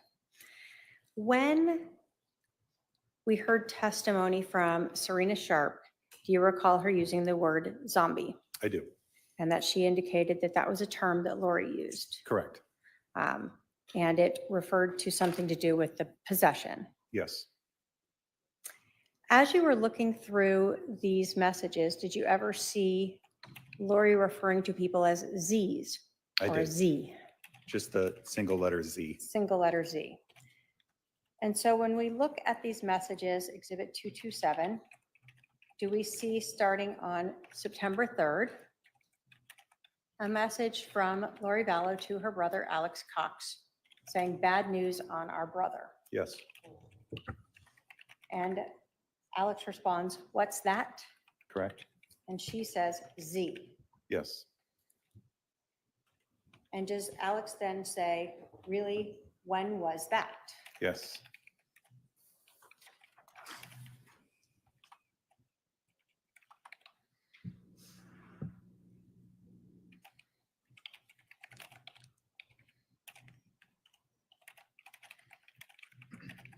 As that conversation continued on that September 3rd, does Lori tell Alex as of early January? Yes. Now, is it your understanding, based upon both testimony from people like Kay Woodcock as well as your own investigation and testimony from Christina Atwood, that sort of in February and March is when Lori Vallow disappeared? Yes. So she's now saying her brother has been a Z as early as January. Does then Alex Cox respond back to her? That explains his interest in Charles. You say her brother, I think, as far as Z or Zach. Zach is Her a Z. brother Yes. first. Yeah. So initially she's talking about her brother, right? Correct. Yes.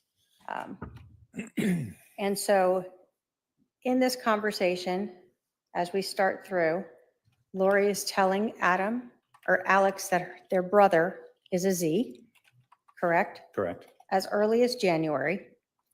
And it's tied to Charles, right? Correct. And in fact, the next text from Lori Vallow to Adam says, Ned recruited him shortly after. This is why, right? Yes. She then goes on to say he's part of the 24, correct? Yes.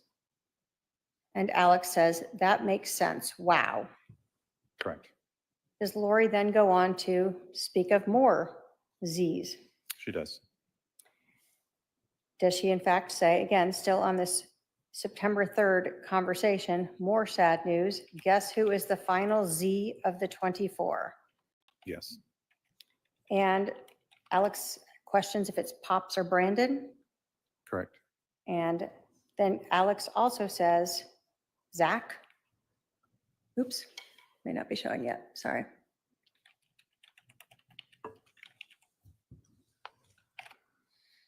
So Lori tells, guess who the final Z of the 24 is, right? Correct. And we see from Alex, he guesses Pops or Brandon with a question mark. Yes. And then Alex also responds, Zach. Correct. And sort of the times here are close in time. Correct. We have 10:20:29 and 10:20:43. Lori responds, nope, think of Judas, who loved me completely, then turned against me. Yes. And then we see Alex saying, tell me. Correct. And Lori Vallow says to Alex, yes, our sweet Zach, he is in paradise, the real Zach. It makes final sense. Can you push that up a little further just to verify? That is correct. And does Alex then ask Lori, his sister, when this happened? Yes.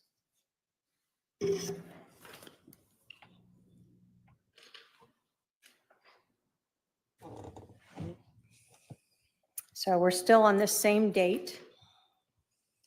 And does Lori then tell Alex about the time he turned? Makes sense, he being dedicated to Brandon and Ned. Yes. So again, we're still seeing this reference of Ned being Charles. Correct.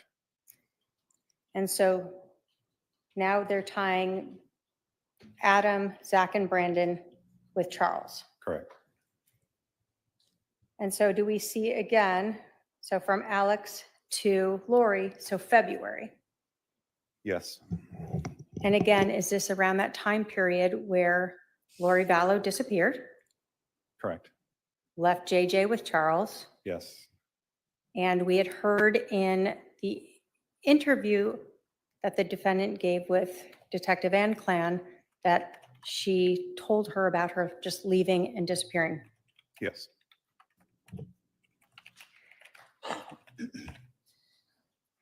as that conversation goes on, does Alex then say, how did Zach die, or was he forced out? He does.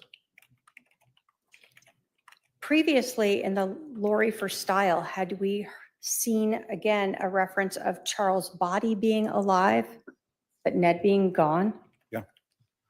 And again, we've heard people testify as to Charles being possessed by that evil spirit, Yes. and the unknown of if that spirit went away, what that would mean for Charles. Correct. So this conversation then, after Alex asked Lori, how did Zach die, or was he forced out? Does Lori go on to say, it's crazy, I know, but it's sad and true. Now we know all 24, right? Yes.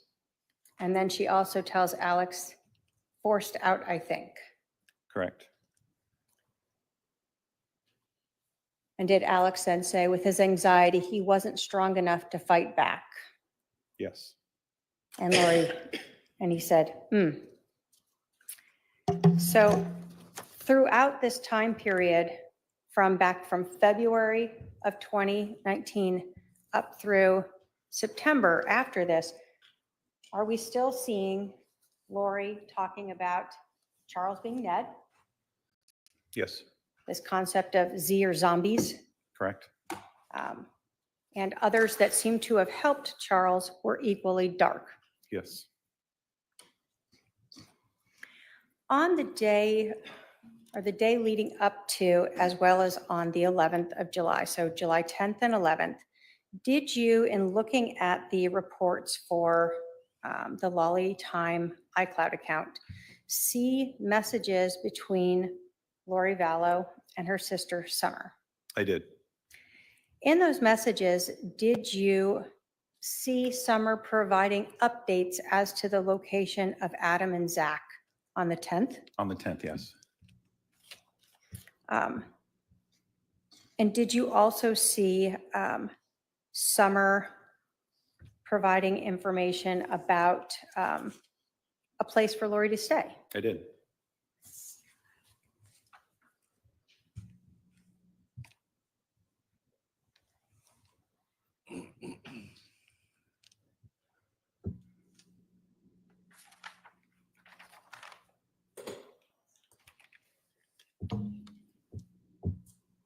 I can have my paralegal approach with 287.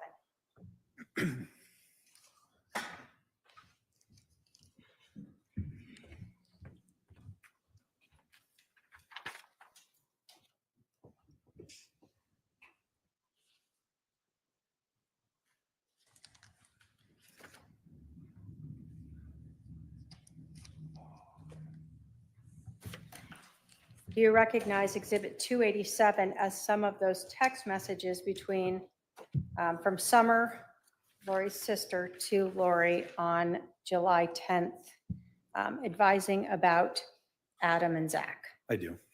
State will move to admit 287 into evidence. Any objection? No objection. 287 is admitted. Now, just so we understand again, how is Zach related to Adam? Zach is Adam's son.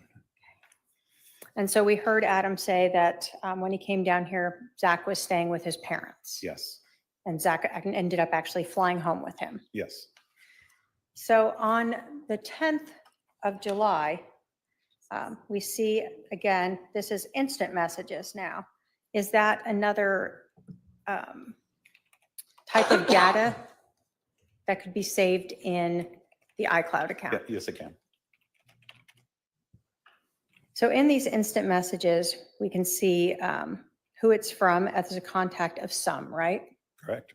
And Adam had told us that Summer was sometimes called Some. Yes. And then again, contact the 480 with the last numbers 9562, is that Lori Vallow's? Yes, it is. So instant messages between Lori Vallow and Summer. Yes. So on July 10th at 2:04, Summer's asking if Lori can talk. Yes. And then about 34 minutes later, does she advise that mom is in the car with Adam and Zach on the way home from Sky Harbor? Correct. And so we knew that Adam came in early afternoon on the 10th, right? Yes. And then Summer tells her sister, Lori Vallow, she wanted to know if she could confront him as a preemptive strike. I told her no, just to collect info. Yes. So we know from the 9th in that conversation or that text message by Lori Vallow to her brother Alex that she's aware there's an intervention about to happen. Correct. And she is rallying the troops around her. Correct. And her mom is asking if she can help by doing a preemptive strike. Yes. Then do we see an instant message also on the 10th at 10 or 2:43 from Mimi? Adam thinks Melanie left for Utah today because that's the last he knew. I just left it that way. Yes. Again, going back to that July 9th message, did Lori tell Alex that Mel had to stay and she couldn't go to Utah? Yes.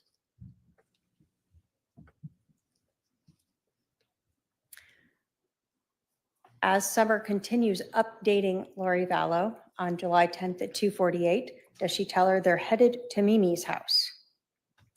Correct. And then as we continue on at 7:10 at 3:29, does Summer provide an update again that Zach and Adam are headed to a Spider-Man movie and the time that is happening at? Yes, they do.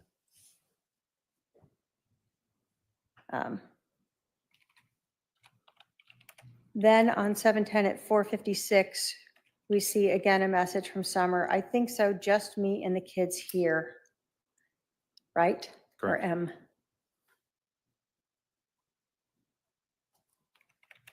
Then we see a reference to JJ at 7:10 at 6:25 that he left his wrist brace and ukulele there, right? Yes.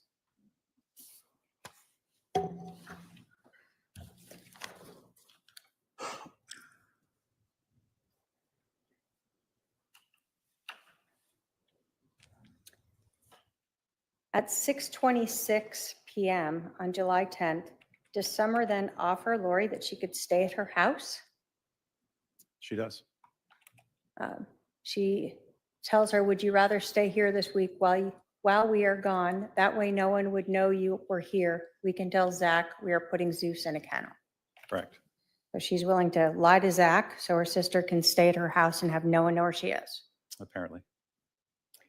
Then she continues to update Lori that at 8:10 p.m. on the 10th that Zach and Adam are still here playing Phase 10 and eating, right? Yes. And as the night goes on, Summer then advises that, again, keeping her updated where Adam and Zach are. Correct. Did this message say, again, that Adam was waiting for Al to text him back? Yes. So again, we knew Adam was thinking he was staying with Al, right? Correct.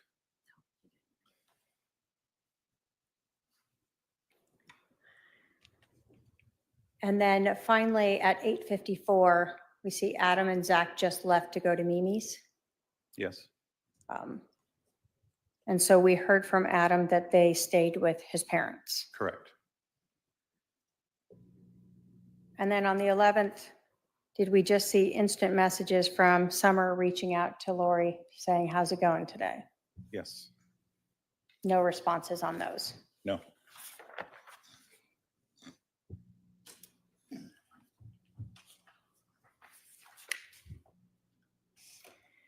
Now, we've seen a lot of this mention of Melanie or Mel. And when Adam testified, he told us that his sister's daughter was Melanie Boudreaux at the time, correct? Correct. In the Lolly Time at iCloud.com account, was there a contact name for a Mel B or Melanie B? Yes, there was. And did you learn who Melanie B was in this contact list? That was Melanie Boudreaux. So we see a mention of a Mel in that July 9th Nephi text to Alex, right? Correct. And we see other mentions of Mel throughout these other text messages that we've had, Yes, including the need for Melanie or Mel not to go to Utah, correct? correct. Show defense 228.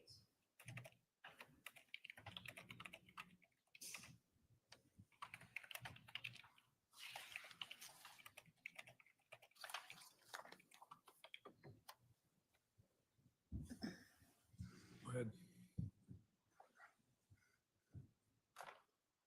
If I can have my paralegal approach with 228.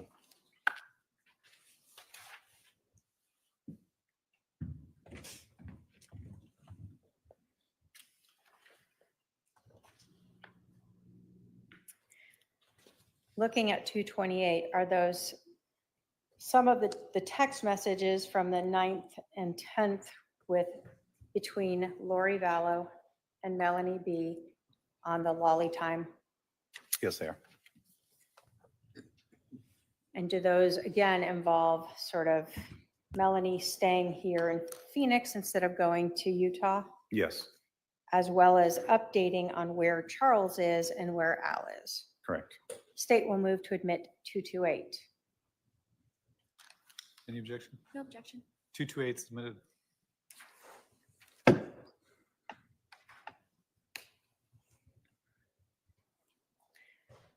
So we had talked about earlier that there are a lot of times where we see sort of the call me things sent. When you first look at this 228, the messages between Lori Vallow and Melanie B on July 9th at about 7:21 p.m. Do we start with a message from Lori to Melanie, need to talk to you ASAP? Yes, Now, when you were talking about the Alex message, let me grab that one.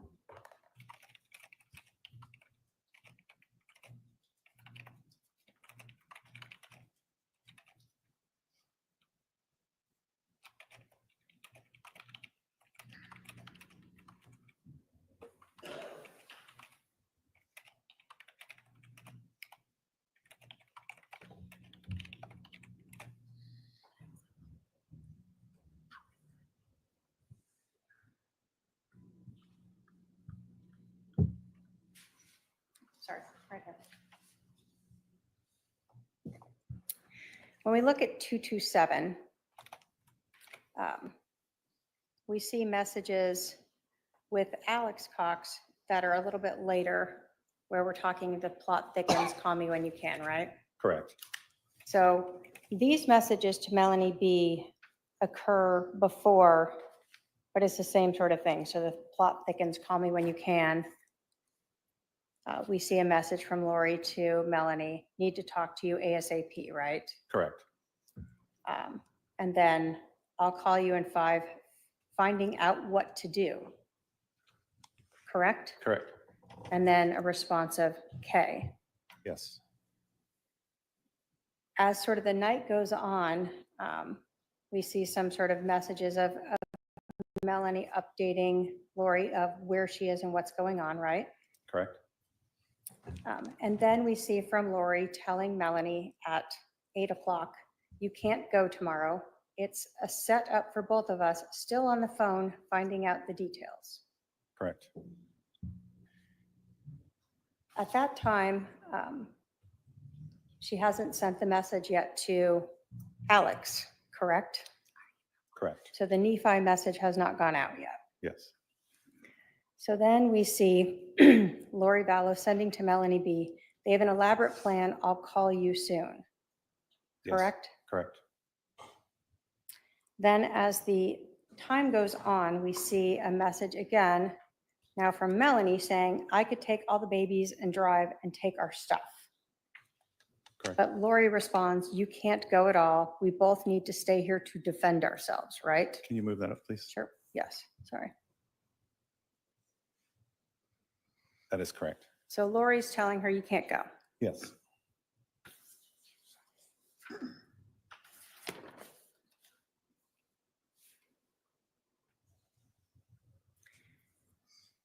And this is where then we see a message from Lori Vallow to Melanie B. It's coming to a head. This week will change everything. Yes, And that's where Melanie B says, probably why I felt sick about going, even when told to plan to go. correct, And then again, we see another call me, right? correct. Now, when we look at timing, we know again, when we go to 227, that the plot thickens to Alex is at 9:03, right? Yes, And so now we also have the plot thickens also sent here where they're talking. that's to Alex. Sorry, that's Alex, yes. Right, So as the night goes on, 9:28, this is sort of in between those messages to Alex as well as before the Nephi one. right. And do we see here that Melanie says, I can lay at my house if I need somewhere to go. And then she goes on to say, I think I'll tell him I don't want to get the kids sick, so I'll go lay down at Mimi's, then gym, temple, and lunch. Yes, So she's going to pretend to be sick, but she's going to go to the gym, temple, and lunch. correct. Then she continues to sort of advise what's going on the 10th and tell Lori, is it better for me to stay here or leave, do you think? So she's getting her direction from Lori. Correct. And then from Melanie, she advises Lori, Adam and Charles don't come until tomorrow, right? Or she asks her. And then she says, Brandon said it's okay, we can get in a flight tomorrow or whenever you're better. Yes, So on the 10th, Melanie asked if Charles and Adam are coming in, right? yes, And Lori tells them they both come tonight. Correct? yes, So she already knows that Adam is coming and that Charles is Charles is coming. coming, yes. Does it go on? Okay. This is from Melanie. So today doesn't really matter, but I'm here. I have the kids tomorrow and that could make it easier for them. So I should probably be sick again tomorrow, question mark? Correct. Correct.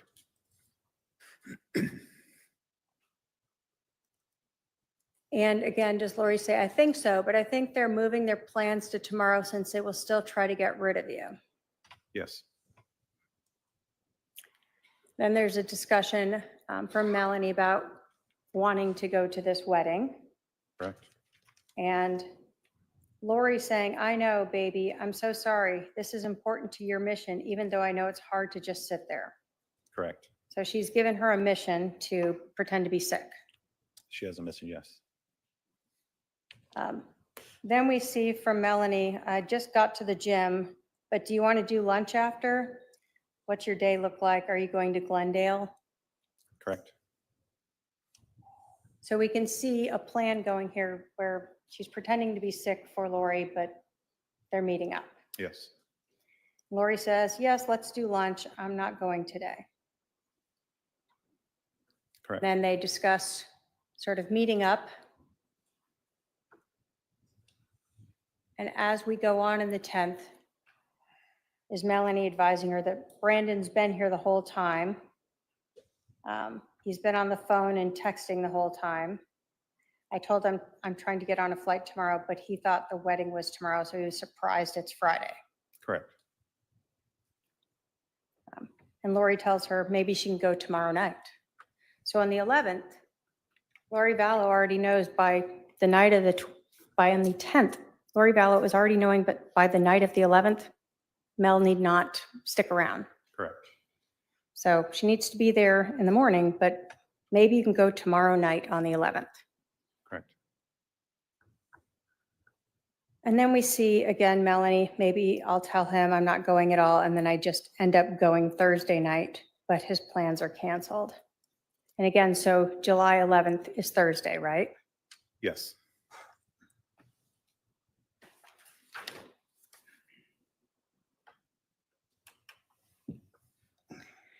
Lori then tells Melanie, I don't want you to regret not going, right? Correct. Melanie checks in on Lori. This is still the 10th. How are things on your end?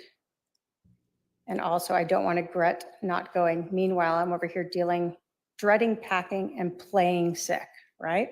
Correct. So she confirms that she's doing this for Lori to distract Brandon. She's not really sick, yes.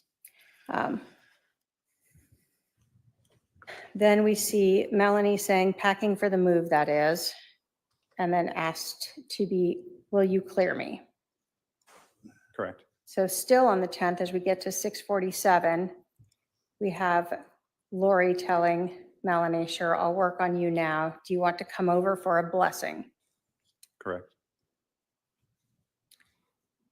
And this is where we then see Melanie ask, sure, I can, but is Charles coming? Is Al there? Right? And so Lori lets her know that Al is here at 7:18 p.m. on July 10th, right? Correct. And Charles says he will come over in the morning. Yes. So at 7:18, everyone sort of knows Al is over at Lori's. Charles isn't there. He'll be over the next morning. Correct. And then we see Melanie say, I'll head over, right? Correct. This next message is from the 11th, correct? Yes. And we see her tell Lori again, Zach is here, right? Correct. And again, now it's closer to 8. He just acted like he was coming over to get his mail. He told Brandon, oh, hey, Adam's in town.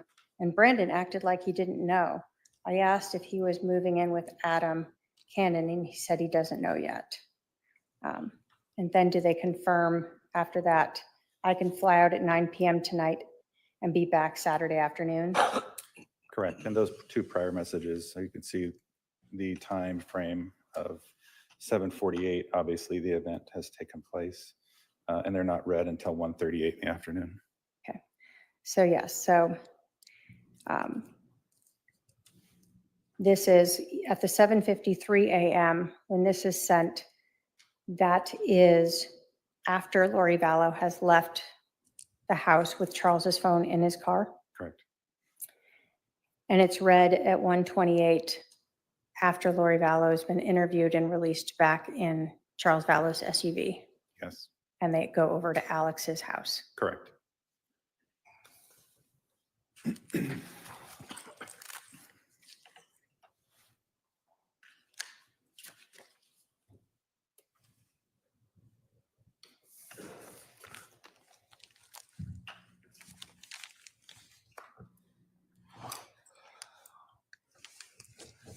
So when you're trying to put this case together, you're having to pull all these different text messages to see when Lori knew what she knew and who she was directing to do things, correct? Correct. As you were looking through these messages, were you also having to figure out who some of these people were? Yes, I was.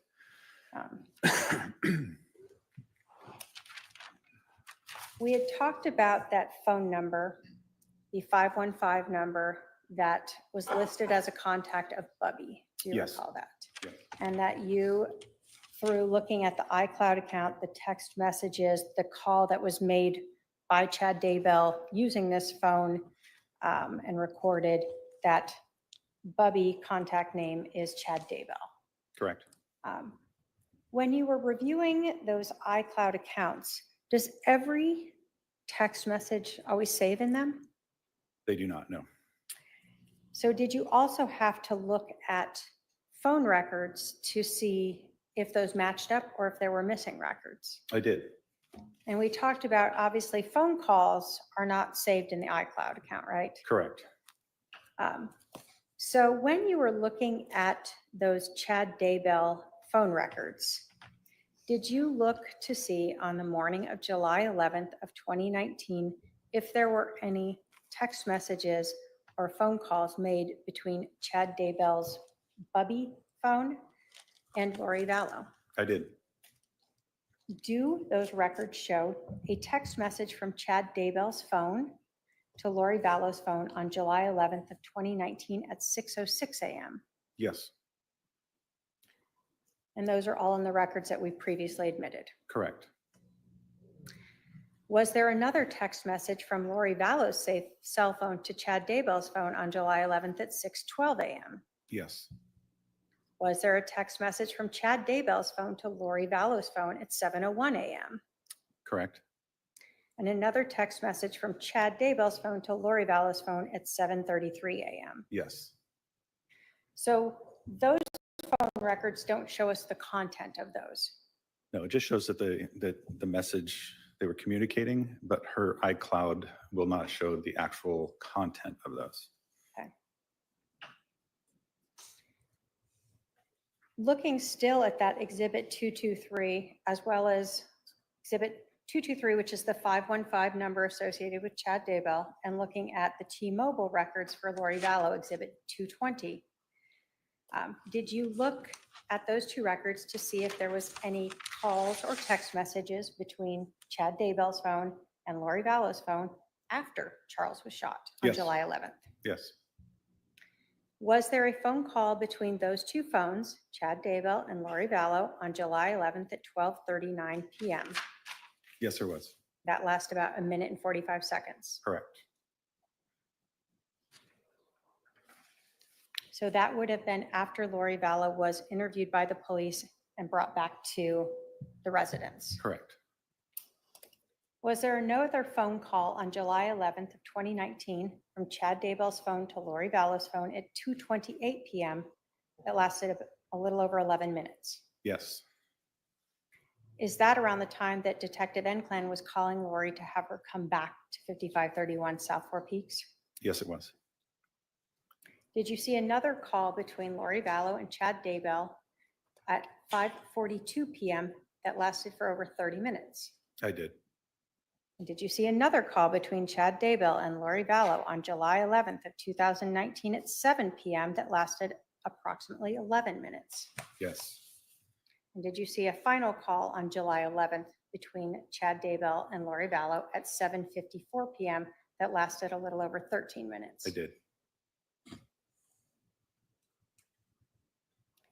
When you were looking at the text messages between Lori Vallow and Chad Daybell, or contact name Bubby, that you located in those Lolly Time at iCloud account, did you notice a romantic relationship between them?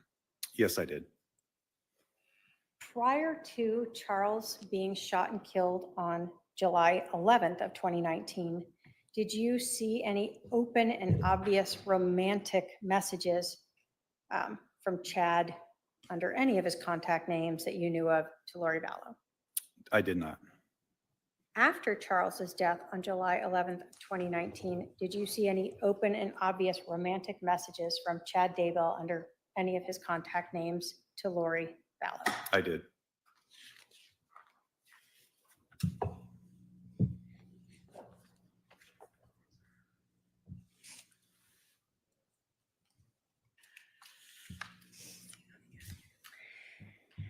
Now, were there many messages and between Lori Vallow and contact name Bubby or Chad Daybell? Yes, there were. And again, those are all part of that, recovered as part of the search warrant on the Lolly Time at iCloud account. Yes.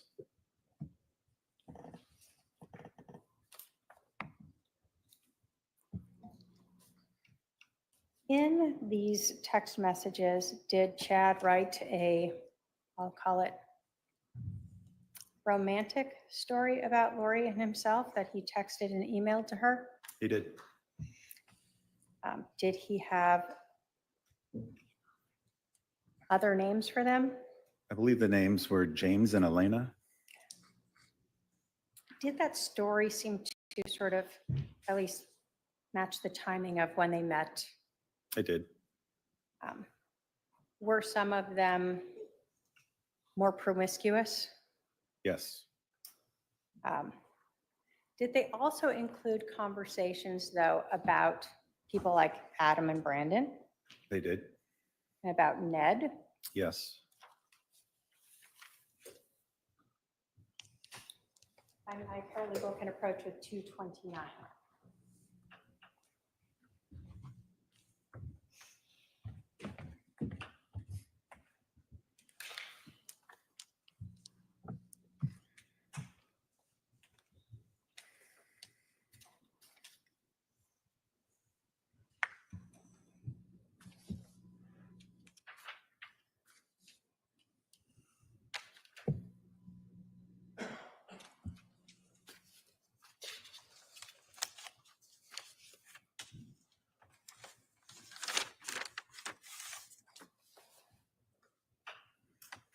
And the state will move to admit Exhibit 229. Any objection? Just relevance to the conspiracy, Your Honor. All right, the proper foundations been made. I will admit 229. 229. 229 is admitted. So we've talked about Adam and Brandon, correct? Yes. And so one of the first message in this Exhibit 229 is from July 13th, so 2 days after Charles was shot and killed. Yes. And do we see, at this point, Chad is asking Lori, how did Adam and Brandon find out? Correct. And again, on the 13th at 9:51, we see Lori telling Chad, my mom, because she was so mad, she went off on Adam. Correct. And again, when we go back to Adam's testimony, did he indicate he learned Charles had died on the 13th Correct. and that he got in a fight with his mom? Yes. At that point, do we see then a message from Chad asking, did he have much to say in his defense? Correct. And Lori responds, he was very defensive and tried to justify everything, but my mom kicked him out and said she would never talk to him again. She's dramatic. Yes.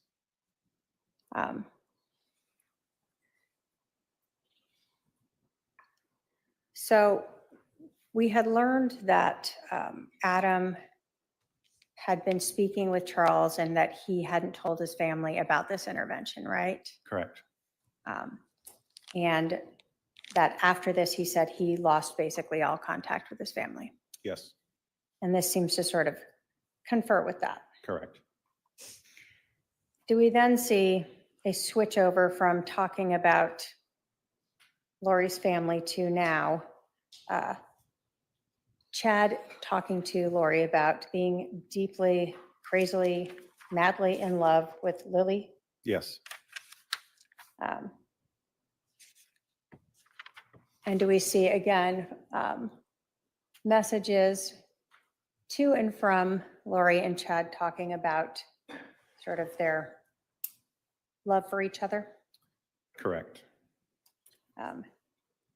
So prior to this, you really had not seen this open, obvious discussions about their relationship. I had not.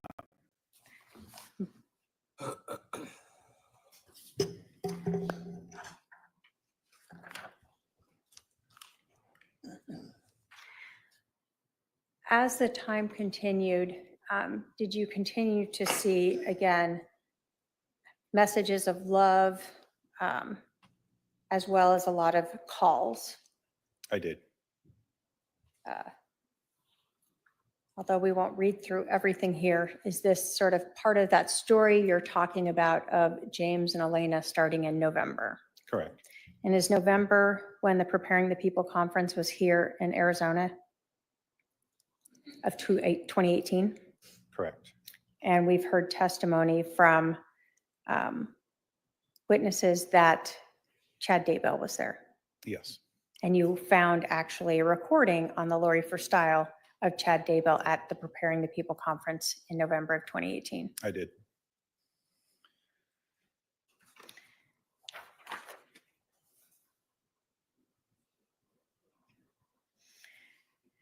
As we get to July 14th, do we see Chad then talking about cleansing the Houston house? Clearing the Houston. Clearing. Yeah, Clearing the Houston house, sorry, to remove the darkness he caused. correct. So who was living in Houston? Charles. And had you seen and heard people testify that Charles was considered dark by Lori Vallow? Yes.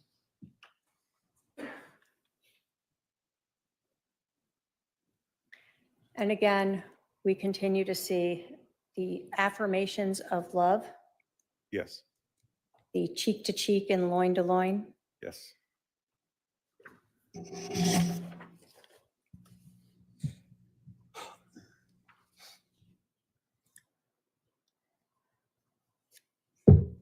Again, more conversations, both of love in text messages as well as phone calls. Correct.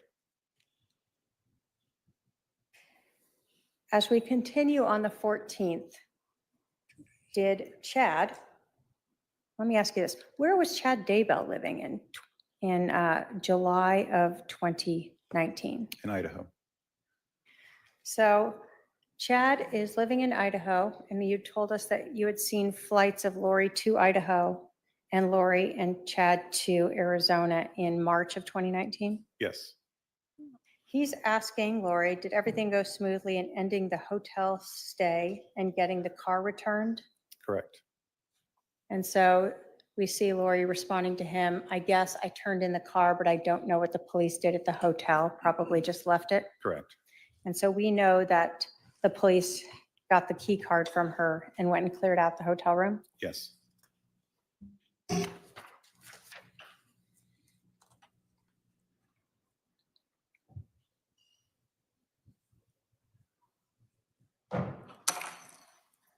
Do we see again a continuation of that story that Chad was writing to Lori Vallow? You do. And that continues through most of this till apparently Chad needed a shower. Correct.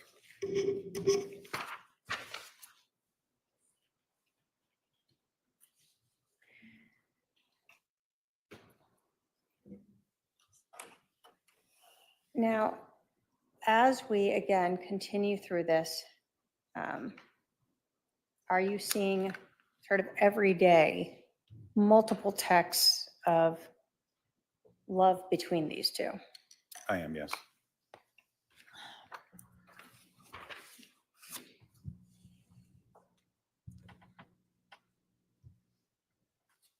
And again, going through the 17th, 16th, 17th, again, more affirmations of love, correct? Yes. Now, we know on the 15th of July is when Lori Vallow had called Banner Life Insurance to indicate that she was the beneficiary, right? Correct. And on the 18th is when she learned that she was not. Correct.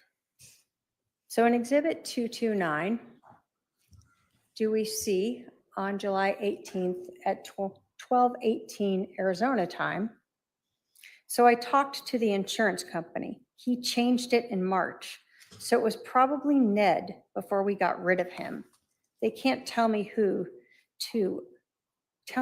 whom, of course, but it's done. I'll still get the $4,000 a month from Social Security. Yes. So on July 18th, after she talks with Banner Life Insurance, Lori tells Chad she's not getting the life insurance. Correct. But she tells him she's getting $4,000 a month from Social Security. Correct. Now we know from Lori Vallow's text to Alex that she went to Social Security on August 12th, correct? Yes. And we also had testimony from Social Security about that. Correct. But here it is on July 18th of 2018, and she already knows she's going to get money from Social Security. Correct.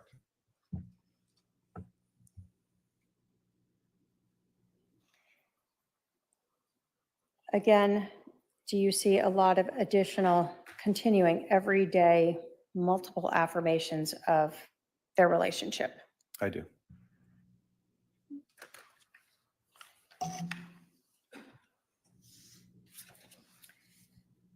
And this email or this report just went through the July 18th, where we have that message about the Social Security. Yes. Did those affirmations continue on after that? Yes, they did. So now that Charles is dead, there's a very open texting and calling relationship between Lori Vallow and Chad Daybell. Yes.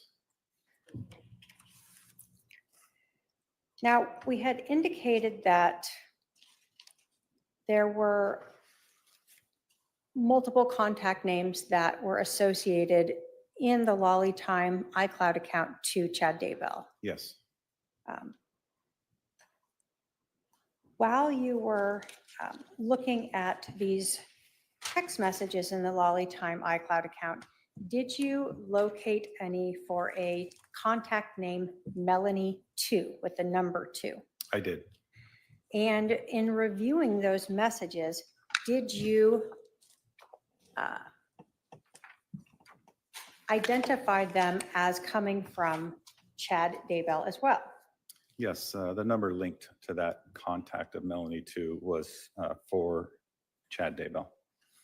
Did you even see a message from Melanie 2 with an attached photo showing Chad Daybell? Correct.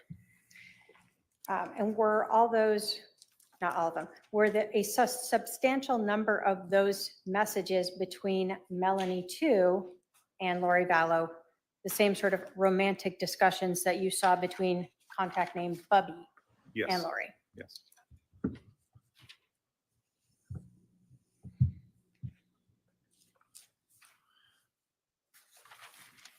When you were looking at the conversation between Chad Daybell as the Bubby contact, we saw a discussion about life insurance, correct? Correct.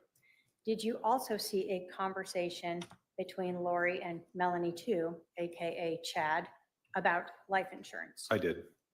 If I can have my paralegal approach with 288 and 230.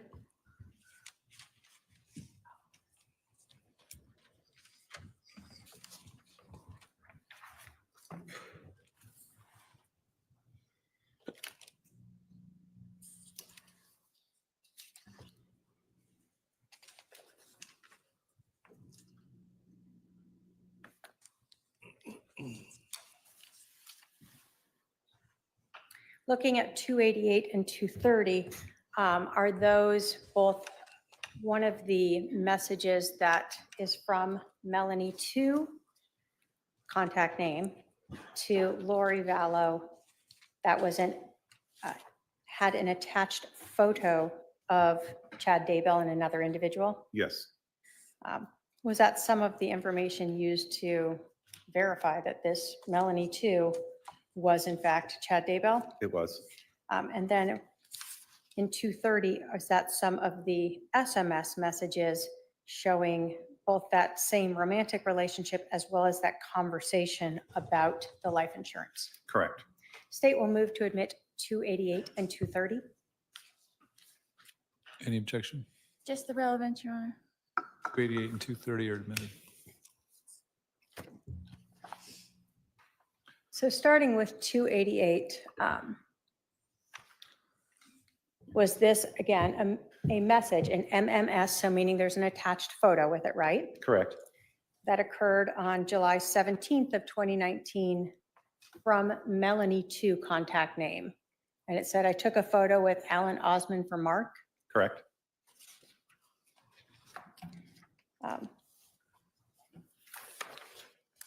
And when we looked at the photo, did you ever learn what Chad Daybell looked like? I do know what he looks like. Yes.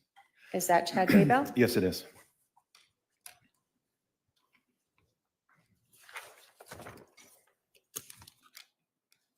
So this is the person that she has been texting all the um, romantic love affirmations with right after Charles died. Yes,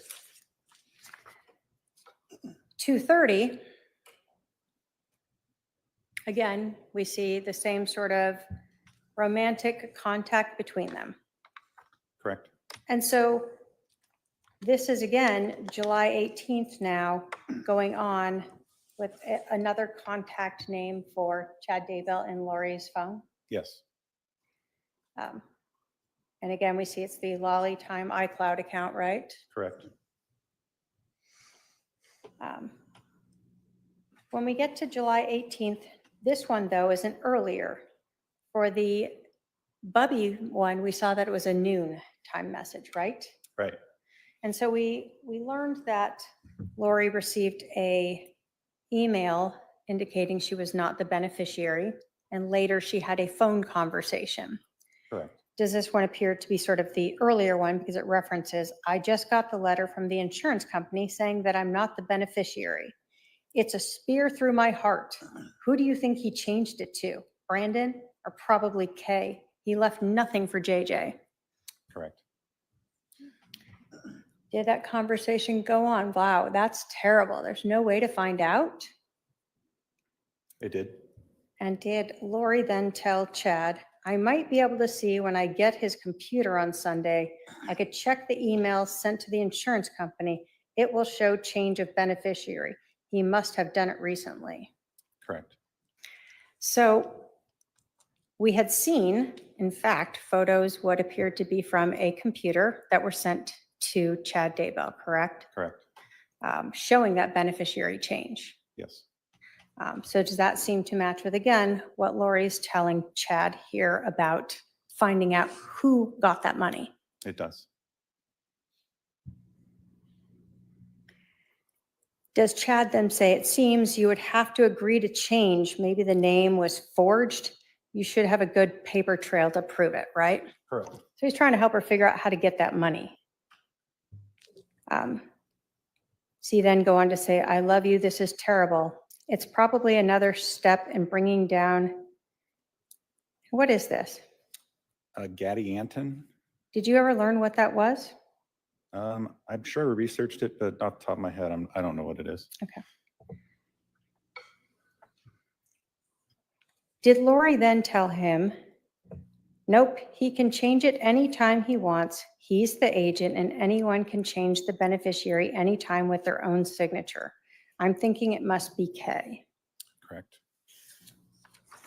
So she understood, at least to Chad, that Charles had that right. Yes. Does Chad then say,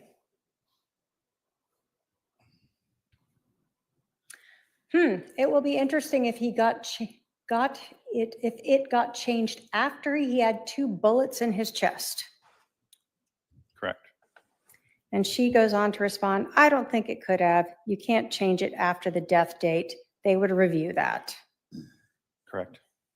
And then she goes on to say again, I'm thinking Kay as well. Or he says, I'm thinking Kay as well. She probably freaking out that you got those computers. I'm going to shower and give you a blessing. I'm eager to get home so we can talk. It will be okay, my love. You are wonderful. Correct. And then she says, miss you so much.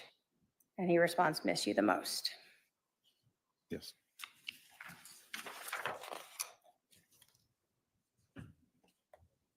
So during this conversation, we see Chad and Lori discussing who this likely would have gone to and when it could have been changed, right? Yes. And that all occurred before the second conversation we see, also on the 18th, but closer to, I think, 12:30, 12:34, where she knows now it was changed in March. Correct.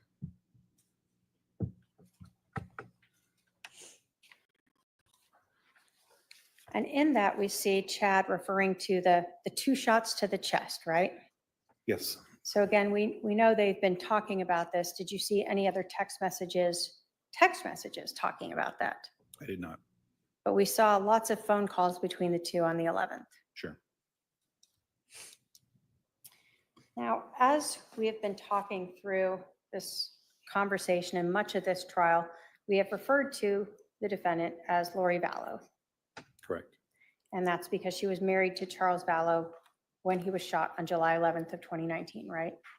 Yes.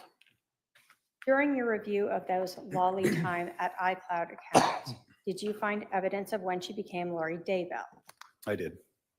Did you see a contract for the wedding? I did. See wedding photos? I did. Where was that wedding? Hawaii.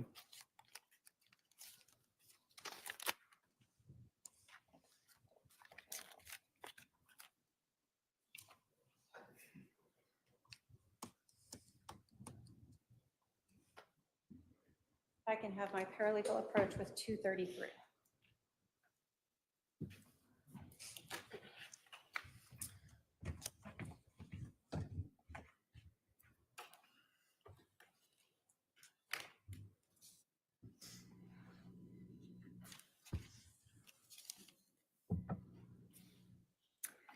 Looking at Exhibit 233 is that the report as well as the actual document that was in the lollytime@icloud.com account that you reviewed that the police obtained through a search warrant relating to when Lori Vallow became Lori Daybell. Correct. State will move to admit 233. Any objection? Relevance. 233 is admitted. So the first part of this, we see that, again, it notes that this is an image that was from the account, from the Lollytom iCloud account from 10/31, correct?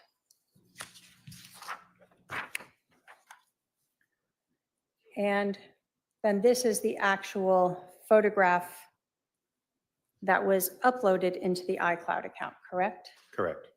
So we see Chad Daybell and Lori Ryan. Was Lori Ryan a prior name of Lori Vallow? Yes. That was Tylee Ryan's dad. Correct. So she used the Lori Ryan name in this. They use a home address of Rexburg, Idaho at that point. Correct. And then the date of the actual wedding is that November 5th of 2019. Yes, it is. So 4 months after Charles Vallow is shot and killed inside of the defendant's home, she has remarried to the man, Chad Daybell. Yes. I have no other questions for this witness. Cross.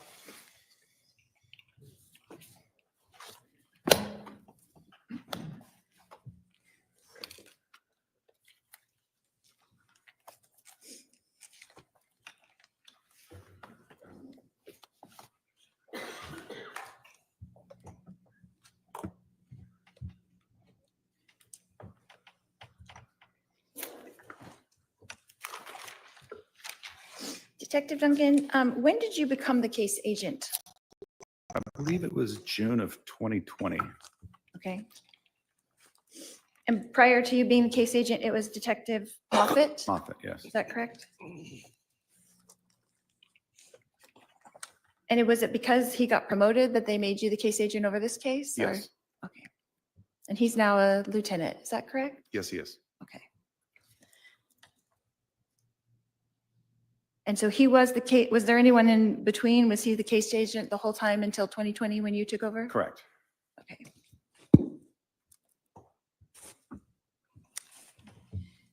And when you took over the case, what things did you do differently?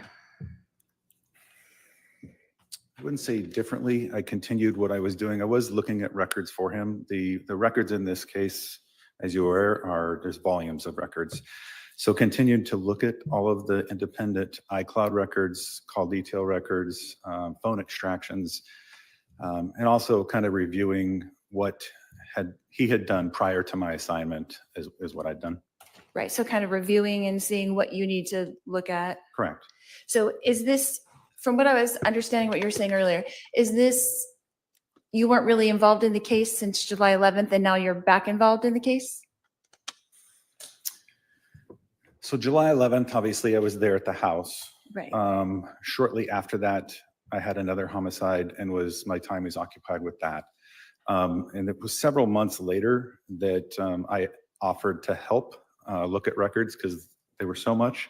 And I'd always done that kind of in the background, but never really took a deep dive into them until that June 2020. Okay, but you were kind of involved, so you kind of knew what was going on in the investigation during Somewhat.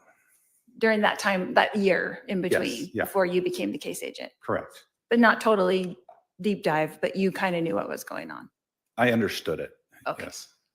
That's good.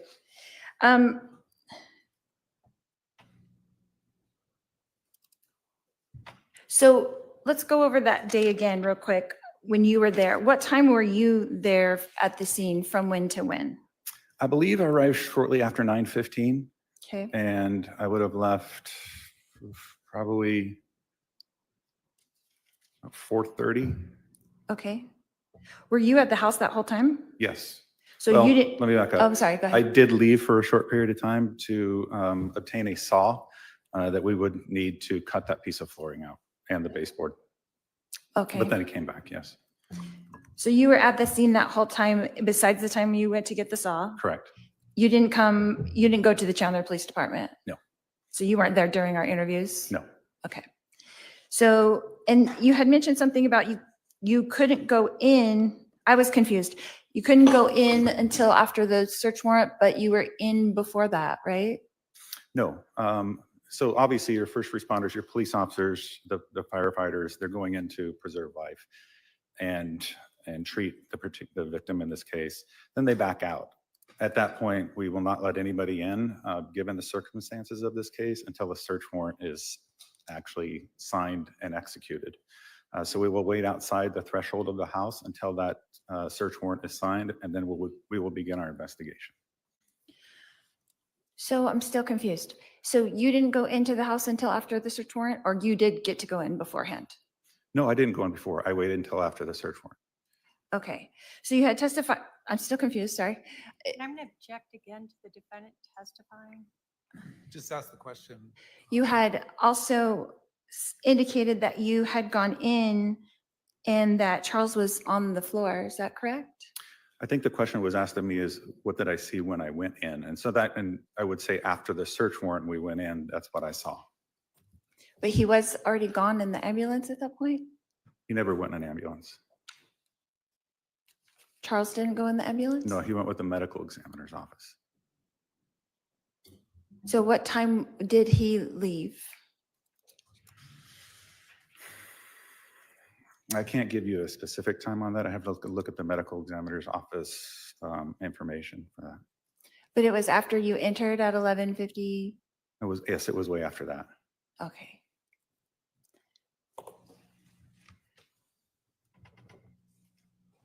So then when you entered, what did you do at that point? Can you kind of walk me through that? Yes, so when I entered, obviously I made my general observations about what I saw in that room and of the body. And then talked with Detective Coons about what needed to be done next. And what did you guys do next? So we came up with a game plan as far as how to process the scene, which direction, who was going to do what. Like I indicated, I was tasked with collecting that firearm and was also tasked with kind of looking through the house for any kind of blood evidence that might be present. The other task that I had when we were ready, I contacted the medical examiner's office to report the death to them. What time about was that call, do you think? I do not know. But sometime in between that, before 4:30, is that correct? Correct. And did everyone leave the scene at 4:30? Is that kind of the timing when people were clearing out, or? Yeah, some might have stayed behind, and a lot of our ID techs like to sit in their cars and type their notes, that type of thing. But right around that 4:30, 4:45 is when the search warrant was completed. Okay. And then there had been a walkthrough, is that correct? Yes, And so Alex had come back to the house just after 3-ish? I believe that could have been the time, yes. Okay. And then were you present during the walkthrough? I was. And who else was present? Detective Moffett, Detective Werther, Detective Coons, myself, and I want to say crime scene technician Jordan might have been there as well. Okay. And was it Jordan that was wearing a body cam? Was there a body cam made of that? No, I believe that Detective Werther had a body cam, but it malfunctioned and didn't capture. So there's no recording of that at all? No.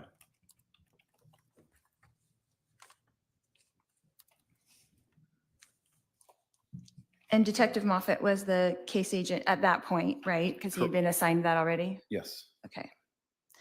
And so did each of you write reports on that walkthrough then, since there was no recording of it? That would have all been included in our original, in our report, not a specific walkthrough report, but on our original narrative, yes. Everyone would talk about it, mention it, their perspective? Not everybody has to, as long as somebody or one or two people wrote about it to know that it happened. Yeah. Right. So since there's no recording of it, though, someone is assigned, like, because Moffett is the case agent, or who would do that? Be assigned to include it in the report, for sure. It's different. I'll give you the example. If you look at probably my report compared to Detective Coon's report, you might notice, similarities in there. You might notice stuff that I went into more detail on, or he went into more detail. But it depends on whether they write it or not. They could just put something as simple, I was present during a walkthrough. Okay. So since you became the case agent, have you read all the reports? At one time or another, yes, I have. So is there anyone specific that kind of ran through what happened at the walkthrough? Your Honor, I object to asked and answered and relevance. Sustained as to asked and answered. Did you write about it in your report? I'm going to object again to relevance, hearsay, asked and answered. Sustained as to asked and answered. He already answered that. You mentioned that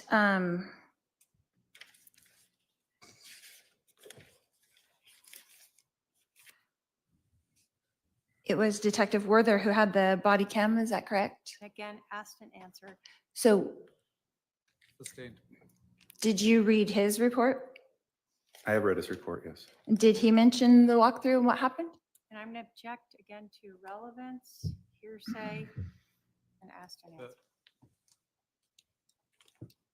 To the extent that it would call for a hearsay answer, I'll sustain the objection.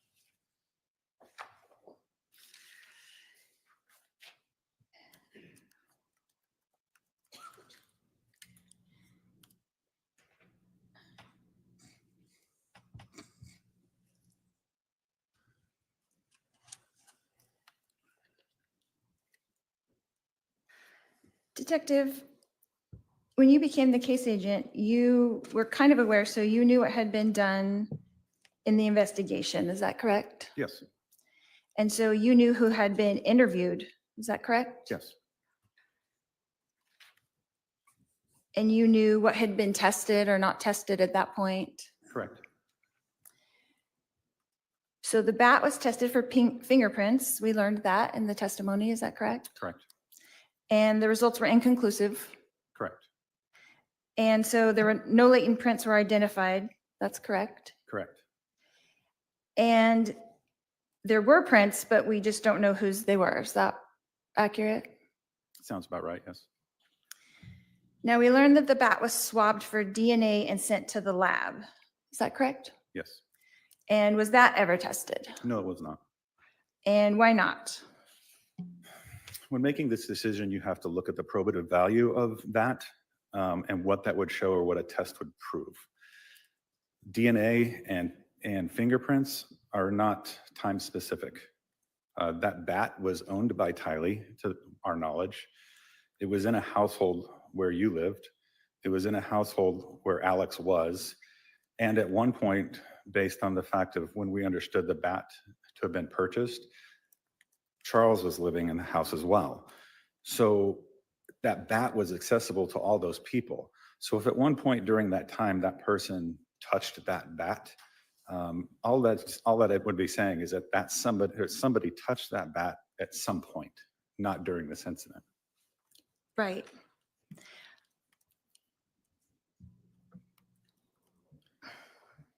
But there was no blood found on the bat, is that correct? Correct. But would that be able to be told from DNA?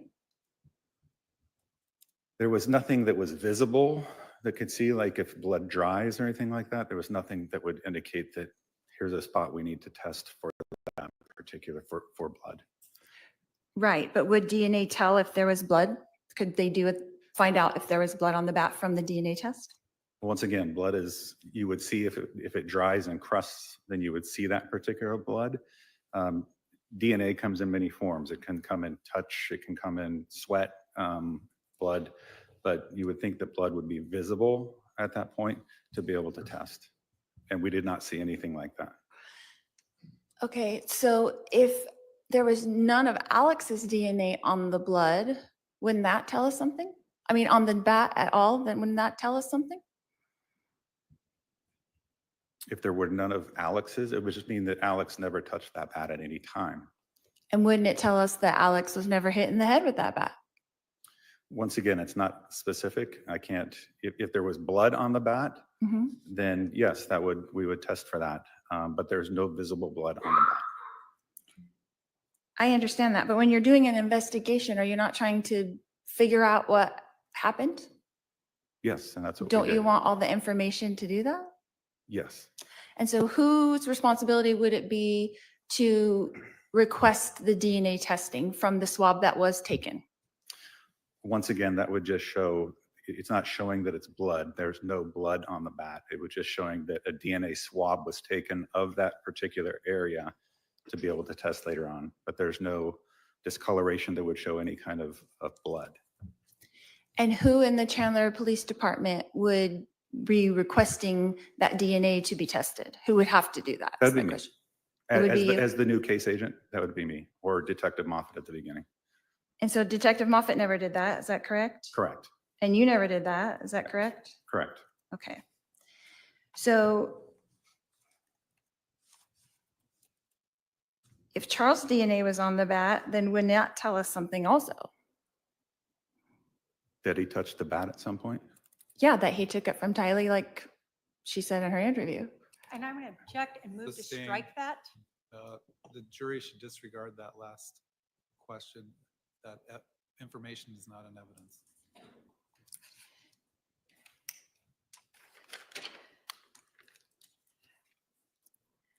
Detective, wouldn't that have answered some questions for us in your investigation? I don't think it would have, no. Okay. We learned that the gun in testimony, that the gun was tested just last month. Is that correct? Correct. And who requested that test? I did. And why did you request that test? So on firearms, immediately after we have a firearm case, we have the ability to utilize a system called NIBIN. NIBIN is run through the ATF, and what NIBIN will do is we can fire a particular firearm that we have control over and obtain casings from those. We can then take the casings from the scene casings and then compare those together. We already knew that that gun fired those casings very early in the investigation, as a NIBIN report provided.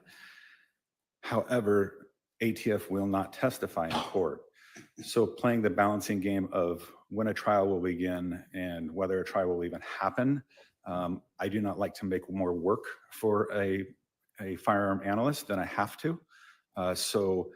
When we know that we are in and going to trial, then I will send that over to them because they were the ones that will testify to that.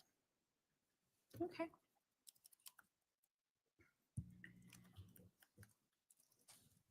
So it wasn't after my investigator suggested that none of the guns had been tested No, that you No. ordered that test? I never spoke to your investigator about that anyway either. Okay. So Detective, when did the Chandler Police Department take possession of the gun? On July 11th? And then it was tested in March, is that correct? Correct.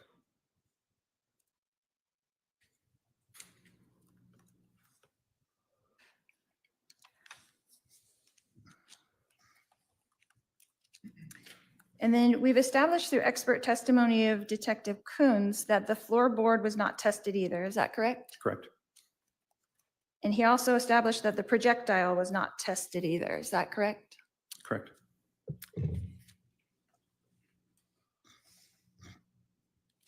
And Detective Coons also confirmed that no tests were done on my husband's shirt, is that correct? Correct.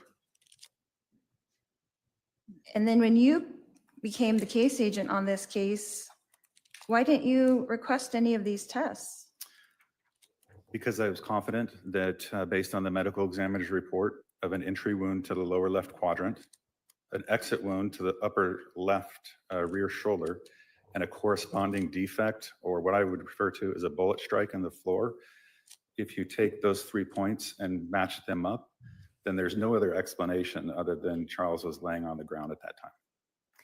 So the medical examiner said he could not say that he was laying on the ground for sure, but you're saying that in your detective opinion, you know that for sure?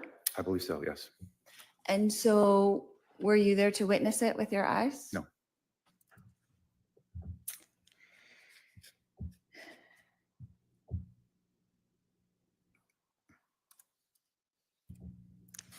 Detective, to your knowledge, did my brother and my daughter and myself willingly comply with everything asked of us by law enforcement on July 11th, 2019?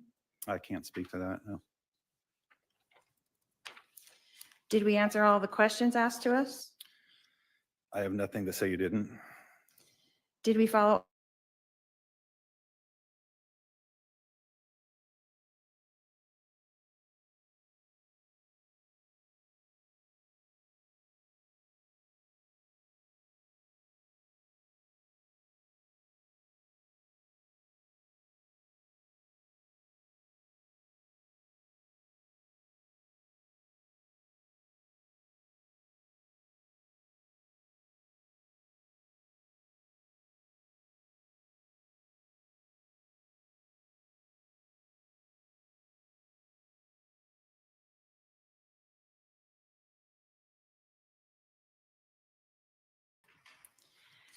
So according to all the reports that have been given by everyone who was there, and you're the case agent, so you're in charge of all of these people, is that correct? I'm not in charge of them, but I have read the reports. So you have read the reports. Yeah. And as far as you know, to your knowledge, we fully cooperated with law enforcement that day on July 11th, 2019? Going to again object to hearsay. And lack of personal knowledge. Sustained. Has it come to your knowledge that we did not comply with everything? And I would object to the exact same thing, lack of personal knowledge and hearsay. He can answer that question. Can you answer that again? Have you come to the knowledge that we did not comply that day for any reason? I have not. Okay. Did I turn my husband's phone over when asked? Yes. Did Alex turn his phone over willingly? I am not sure when Alex, or if Alex turned his phone on. I'm not aware of that. Okay. So is there a body cam where his phone was placed into an evidence bag? That's correct. I do remember seeing that, yes. And then the evidence bag is put into the front of the police car where he was taken to the Chandler Police Department. Is that correct? I didn't see that, but I trust the fact that it was taken at that time, yes. And so according to that body cam, it looked like he turned it over on request. And I'm going to object to speculation. You don't have any knowledge that he didn't, is that correct? I'll allow that last question. I don't have knowledge, no. Okay. So do you know who had taken possession of his phone at that point? I don't. Do you know who drove him to the Chandler Police Department? Well, through this hearing, Officer Krautheim. Oh, that's right. The one I couldn't remember how to spell. I mean, pronounce. Sustained, please don't testify.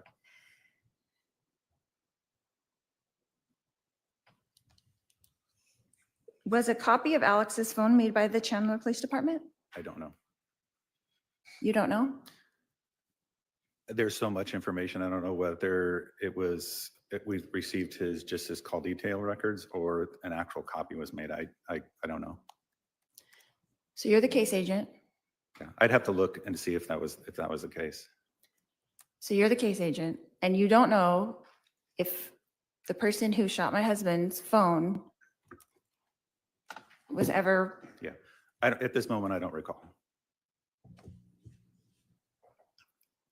so there's no cell bride of it. Is that correct? In the discovery?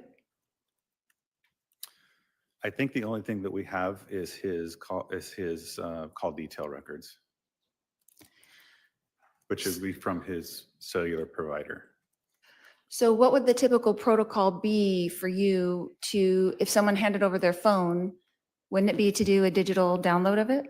So that can be one of two ways. It could be under a search warrant to do that, or it can be under consent to do that. I do not believe I don't believe that his phone was extracted at that time. So he would have to give consent? Is that what you're saying? Or a search warrant, but that would have been through Detective Moffett. So Detective Moffett would have had to get a search warrant and then he would download it? Based on their conversation, whether Alex would be willing to do that or whether a search warrant was needed, but that was Detective Moffett's call at that time. And he decided not to do that? I don't know what his process is or his thought process.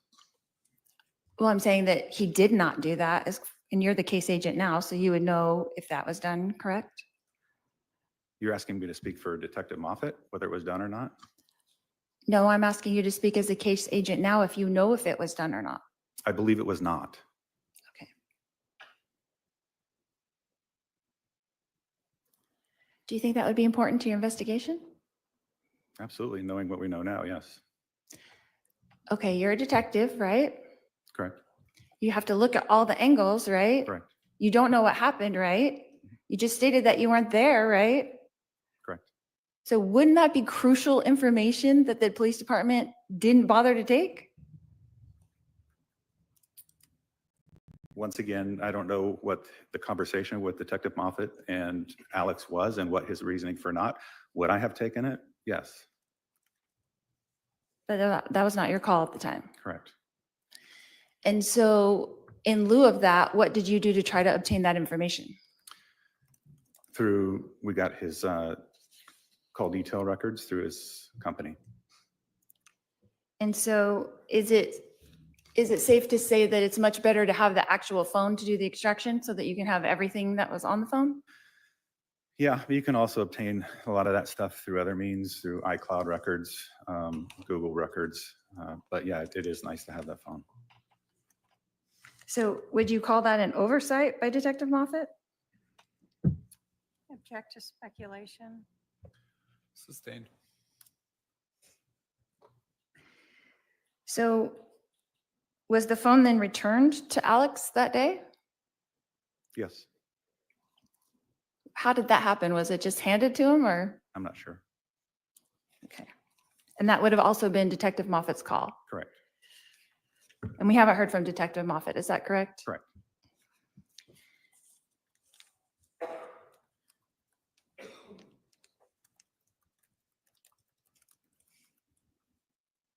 So according to your knowledge, that when Alex was called by Chandler Police to return to the scene for the walkthrough by detectives, he did so. Is that correct? Yes, he did. You saw him there? Yes. And did he answer everyone's questions while you were there, that you observed? Yes, he did. There was very little questioning. It was just more of a positional type thing. It was, where were you? It was more, I'm sorry, I missed that last part. Where was he? Where was he standing during the time? Oh. And so he kind of walked it through with you, and you, all four of you were there, right? Or Yes. 5. And no one was asking him any questions? Your Honor, I'm going to, again, we've already gone through this before, asked and answered, as well as verging on hearsay. I'm going to sustain the objection. How much do you have left on your cross, you would think? I don't know, Your Honor. A lot. In other words, more than a couple minutes, should we take our afternoon break? Oh, yes, we All should right. take a break. Let's take our afternoon break for staff. It'll be about 15 minutes. Please remember the admonition.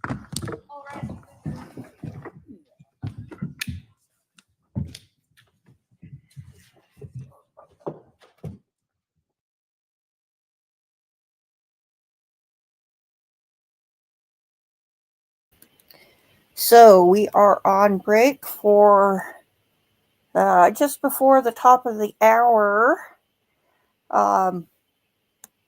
Let's see. Oops.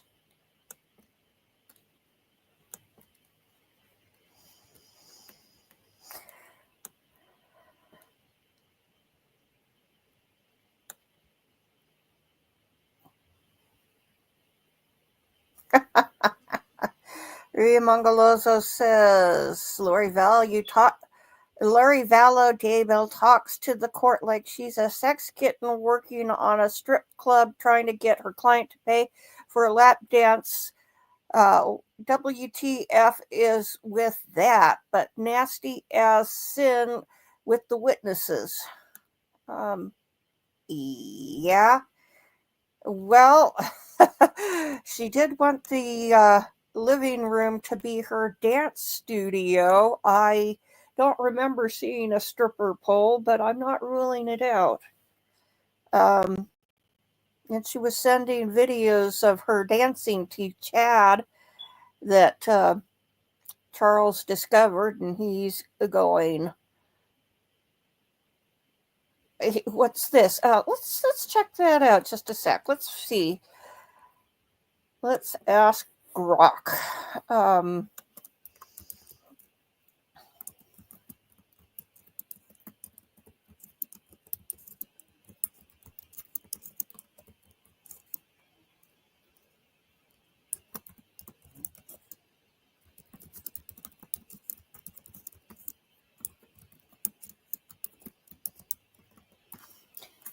Okay. Let's see what Grok has to say. Yes, Charles Vallow discovered that Lori Vallow had sent dance videos to Chad Daybell. Evidence presented during Chad Daybell's 2024 murder trial revealed that in June 2019, Charles found romantic emails between Lori and Chad. In one email, Charles confronted Chad asking, "Does your wife know that you have several of Lori's dance videos?" and noted that Lori had sent them to Chad at his request in January 2019. This suggests Charles was aware of the videos and their inappropriate nature given his concerns about Lori's affair with Chad. However, the specific content or details of the videos, such as whether they were overtly romantic or seductive, were not described in the available information. Well, I think it's reasonable to suppose that if Lori was dancing, let's say she's doing a square dance or the Virginia reel or something along that line, that he's just going to find it odd that she's sending the dance videos to a married man in another state.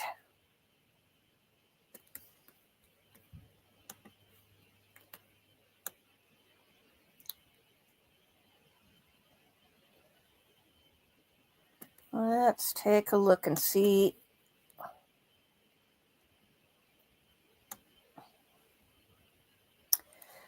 DDB says, whomever is in charge of the stun belt must have lots of patience because I would have already shocked her multiple times. Get on with it already, Lori Vallow Daybell.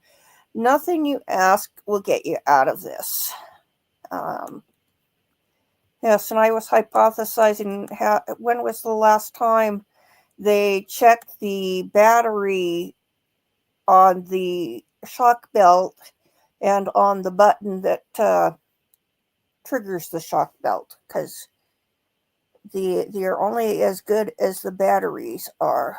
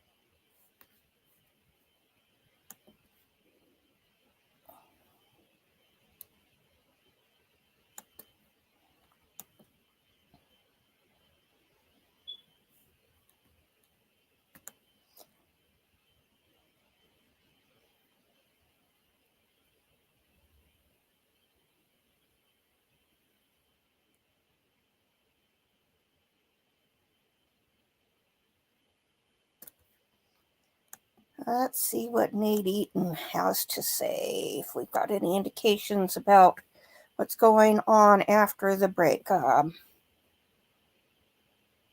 Okay, Nate Eaton said 21 minutes ago, we are back in the courtroom. Judge tells Lori she can't ask officers to testify about whether officers wrote or said in their reports. He can only testify about his own personal knowledge. Jurors are being brought in. So she gets admonished as soon as we come back from break. 2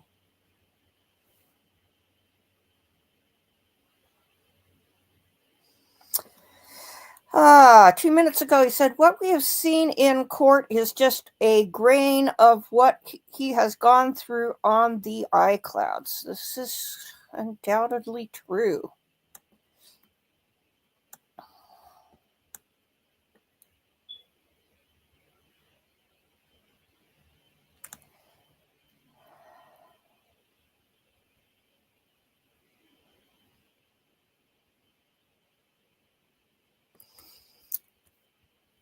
Oh, it sounds like we might be on cross-examination, because he says, Trina asks Duncan about Duncan not knowing the backgrounds of individuals in the case before the beginning of the case. As Duncan learned more about the individuals, he obtained all the information, phone records, iClouds. He needed probable cause in order to get this information. So,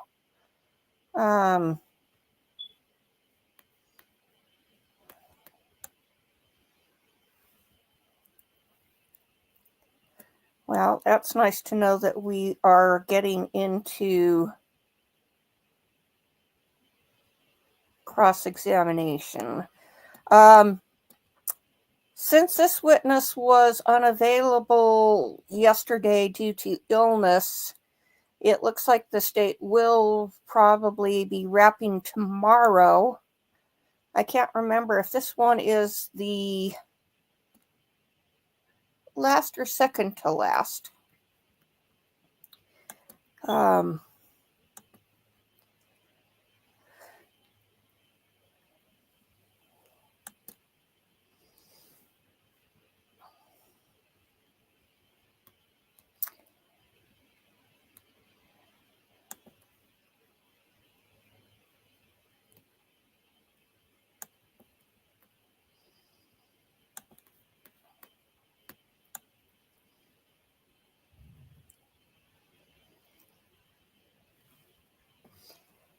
Oh dear. For some reason, I start reading something on X under Nate Eaton's account, and then the tab jumps, and suddenly what I was reading is no longer there, and it just did it again. This is a very weird quirk.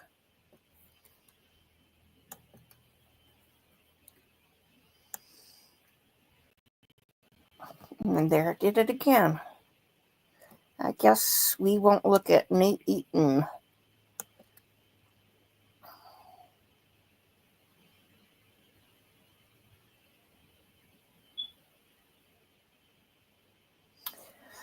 Laura says, watching Lori Vallow Daybell trial, and every time Lori says, okay, in her condescending voice.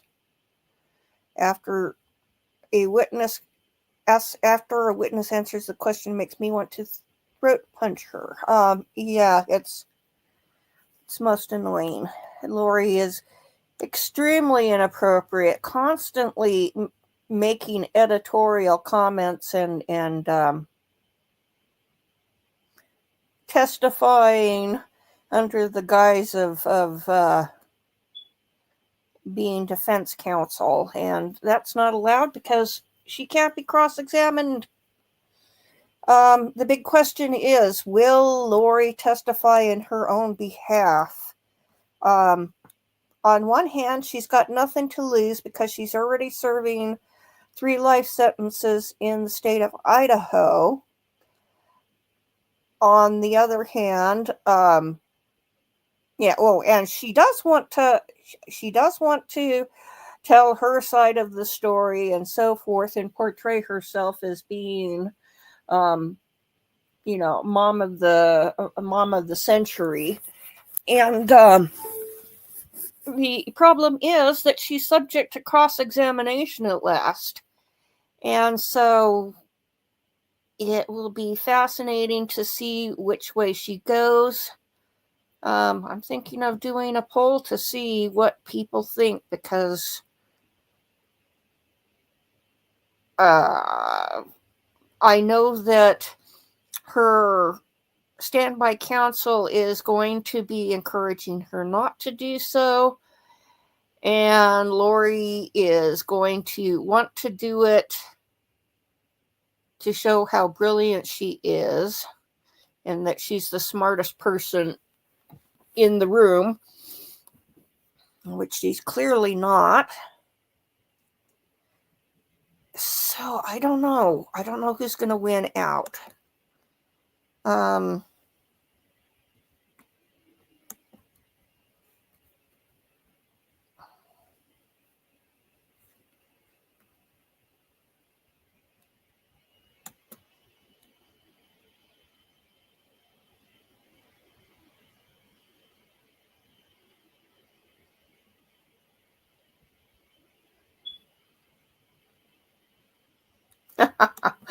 Okay, B is summarizing some of the testimony. Lori, is it true Alex willingly gave you his phone? Detective Duncan, I don't have knowledge of that. Lori, who would know that? Detective Duncan, Detective Krautheim. Lori says, oh, yes, that's right. It reminds me of this one time Chad and I went to Michael's. Objection! Crazy Lori Cox, Ryan, Vallow, Daybell. Well, they missed a couple of last names, but did she really say that? Did she really start talking about Chad and I going to Michael's?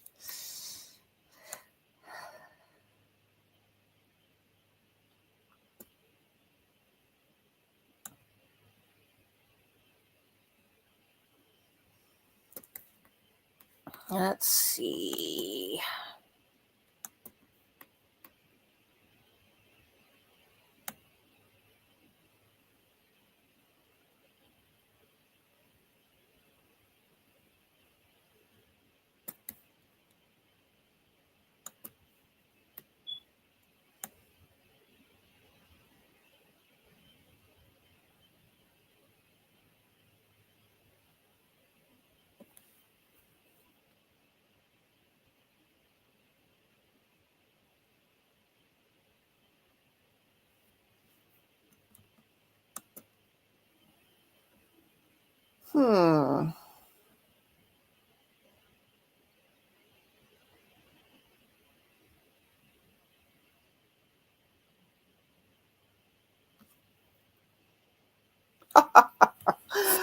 Okay.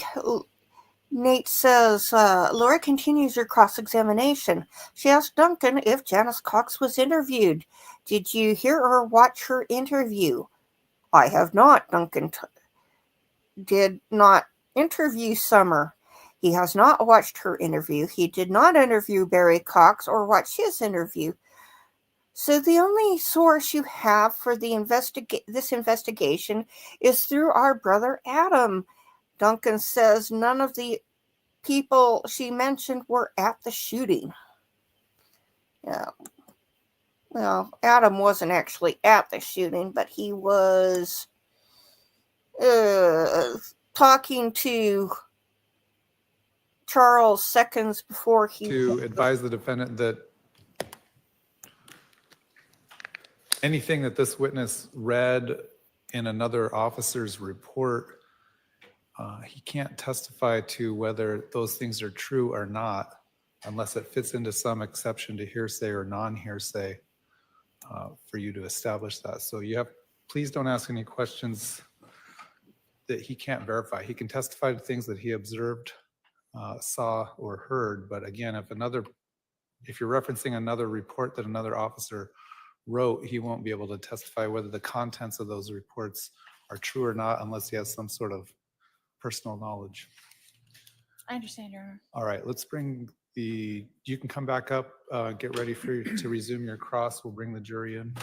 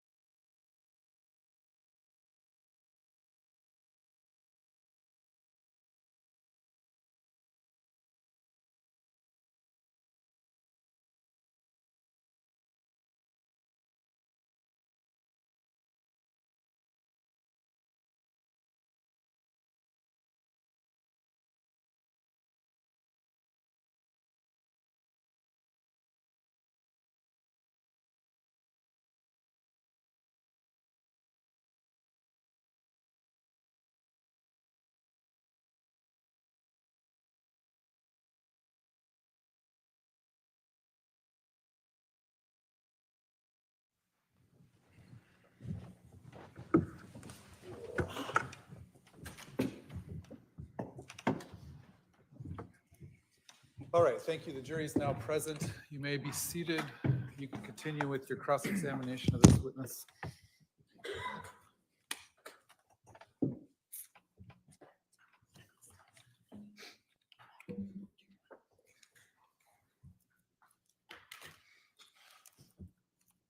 Detective Duncan, in all those text messages, we saw a lot of people. Did you interview our mother, Janice Cox? I did not. Did you read or watch her interview? I have not. Did you interview our sister, Summer Shiflett? I did not. Did you read or watch her interview? No. Did you interview our father, Barry Cox? No. Did you read or watch his interview? No. So the only source that you have for this investigation of the shooter in your case is through our brother Adam? Is that correct? And all of the contacts mentioned through your iClouds. Yeah, but you didn't ask anybody who was mentioned in there or who was speaking in there what they meant by any of those text messages? Well, none of the people that you mentioned Mhm. were present during this incident. So you're asking about the actual day of July 11th, if I asked them about that day or about the text messages? About the text messages themselves. Like, did you ask my mother what she meant in that text message when she wrote it? No. Did you ask my sister what she meant in those text messages? No. Did you ask Melanie, my niece, what she meant in those text messages? No. Did you ask me what I meant in those text messages? I couldn't. Okay.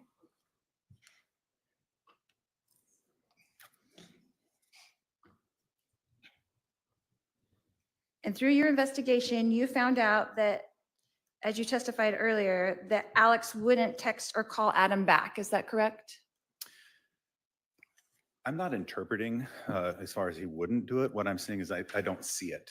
So there, if there's a message there and there's a text, there's no indication that there was a callback or a text back. So it looked like that he wasn't calling him or texting him back, even though he was getting calls and texts. Is that correct? And then Adam also testified that he did not receive a call or a text back, So which the- would be consistent with the records.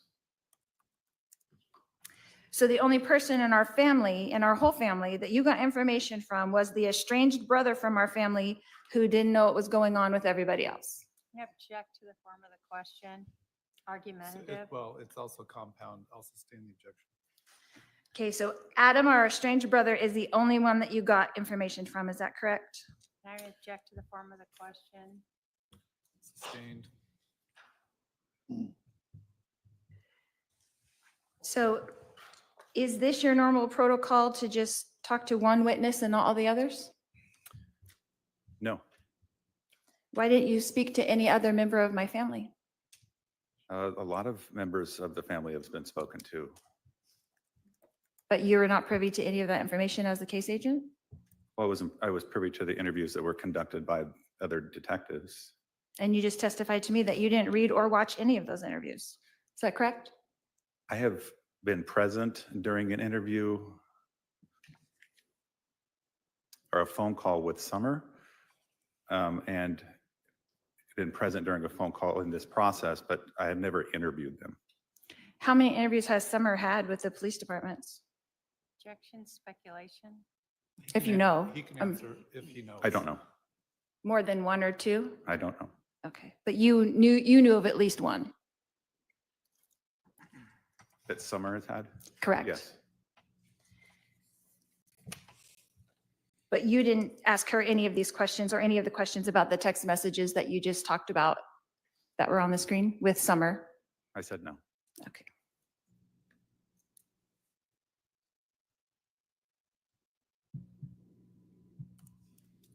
So as the case agent and a detective, do you form a suspicion and then stick to it and only investigate the things that lead you to that same conclusion? No.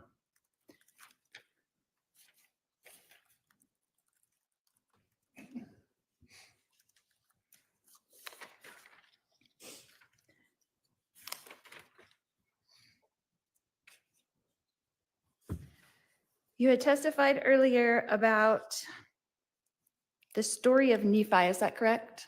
Yes. And you said that you researched it, is I that did. correct? What research did you do? Well, the very basic research. I Googled who is Nephi. What does Nephi stand for? I've also, through this process over the last 4 or 5 years, have asked other members of the church just a simple question. Tell me about Nephi. And every single person I talk to tells me that same story that was told by Adam. So are you aware that there's 15 books in the Book of Mormon? I am not. Are you aware that 4 of those books are books of Nephi? I am not. That there's Nephi 1, 1st Nephi, 2nd Nephi, 3rd Nephi, 4th Nephi? No, I'm not. Okay.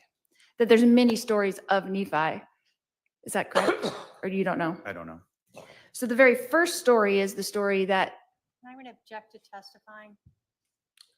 It sounds like that's the way it was going. So please just ask questions.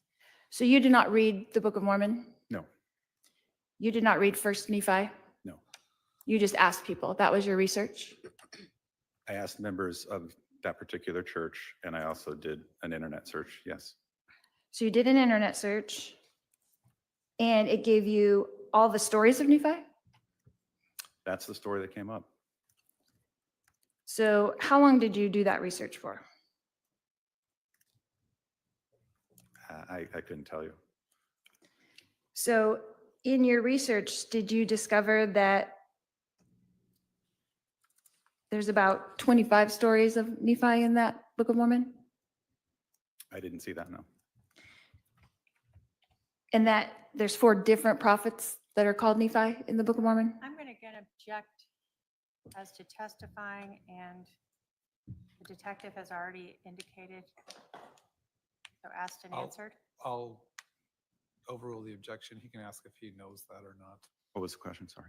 I'm sorry, I can't remember. Can the court reporter? tell There's us? 4 different people referred to as Nephi. Yeah, 4 different prophets in the Book of Mormon that are Nephi. Are you Oh, aware of that? no. Okay. So isn't it true that you really have no idea what I was referring to when I referenced Nephi in my text message? I can only go off of what I see. I can't tell you what you're thinking or what you're trying to relay there. But based on my knowledge and based on talking to people about who is Nephi, that is the story that came up consistently. You relayed to the jury that it was in order to kill. You relayed to the jury. I said that the story was the same story and similar to Adam told. Okay, and you said it earlier that was in order to kill. That I referenced Nephi. I will be like Nephi and you will be like Nephi. To the jury here today. Ask a question. That's a statement, not a question. Do you have knowledge that my text message meant that at all? No.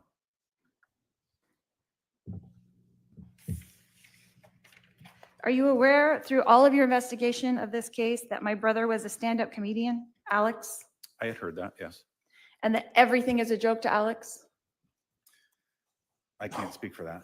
So when you're interpreting all these text messages and making all these assumptions, half of them could be jokes and you would not know that? Objection, speculation. Sustained. Were you speculating when you read my text messages? I think I'm just reading your text messages. I don't think I was drawing any inference from them. I was just simply reading them. Well, today you were explaining them to the jury. Is that true? Those were read. There was no explanation as to what it meant.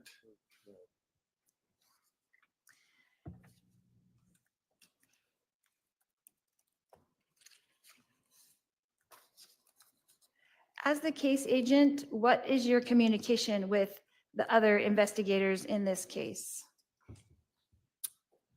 What do you mean by other investigators? So who is on your team? Who is working for you on this case right now? I'm the only person working on the case right now. Back in the, when we were investigating it, it would have been myself and Detective Coons. And then periodically we'd have Detective Werther do some work for us if we needed it. And then do you guys communicate through emails or calls or text messages, or how does that work? Well, unfortunately, we're cramped in a small little area, so we have the ability to just talk to each other. So no reports are really made of that communication. You're just talking? Correct.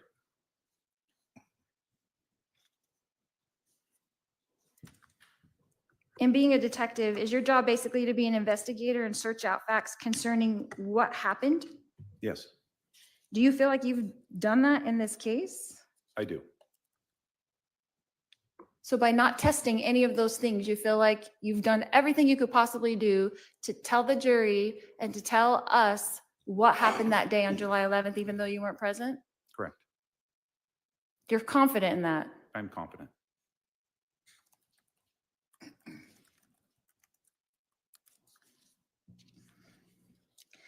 Did you have to meet with Detective Moffett to review the case when you made this transfer? No. So he didn't give you any heads up on what was happening? Well, before he left, he just dropped the case notebook on my desk and then went on his way. We have So- had conversations before then and since, but nothing in detail. So you didn't say what's been tested or what hasn't been tested No, that's for me to go back through and look at. through reports? Correct. Okay, so did you think it was important to maybe luminol the bat? Once again, there was no visual blood present on the bat, and we decided that we were not going to do that particular process. So can't blood be invisible and still be on the bat if you luminol it? I guess if it's cleaned off, it would still maybe show some proteins, but that was something we decided not to do.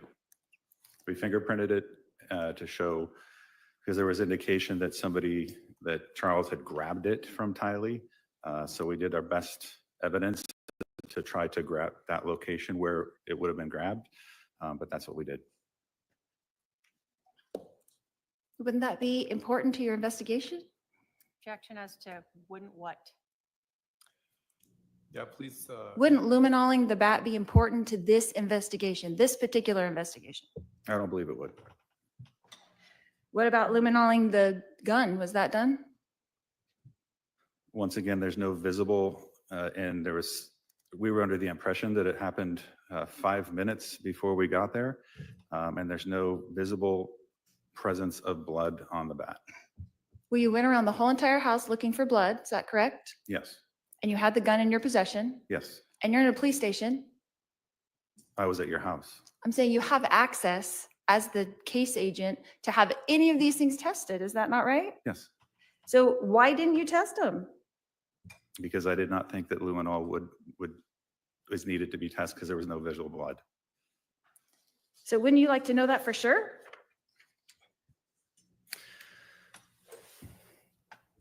I guess we make choices and we make decisions through this process based on the facts that we have and the facts that are presented to us.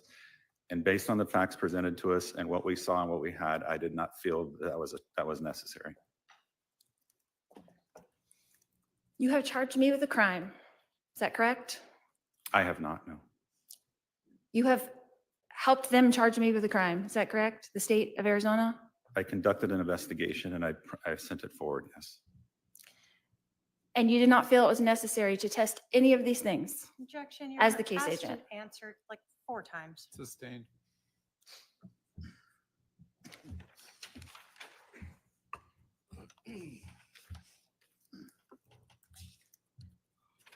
What logical reason do you have as an investigator to not investigate all of these things that were available to you for the past 5 years? Your Honor, I'm again going to object to asked and answered. If there's a specific thing that That's hasn't been asked, That's a really very broad question. I'll sustain the objection. Yeah.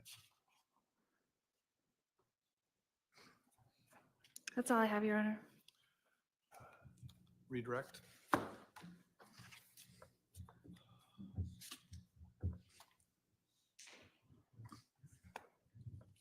Detective, I'm going to start by just talking to you a little bit about luminol. Is luminol a process used where you believe a scene has been cleaned up, like somebody actually attempted to remove blood from the scene, and so it's been diluted? Correct, and it would show the remaining proteins left, yes. And so luminol is used when there is no visible blood because the scene's cleaned. Correct, And so in this case, you were under the impression that this homicide had occurred 5 minutes before police arrived? yes, So you would not be expecting a cleaned up scene. correct, But you did look to see if you saw visible blood. we did, yes, And by visible blood, you're talking about drops of blood that might be there, correct, swipes of blood that might be there, correct, hairs from someone's head that might be stuck in the bat. yes. And did you see any of that? No, we did not. Now, after this, did you learn that there was actually this 47-minute process?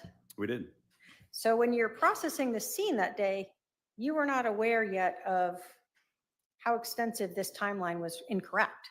correct, In fact, we heard from Detective Werther that it was sort of the next day as he started going through the phone from Charles. yes, And the day after that, as he's going to get videos from Burger King and Walgreens, that you're learning that this timeline is very wrong. correct.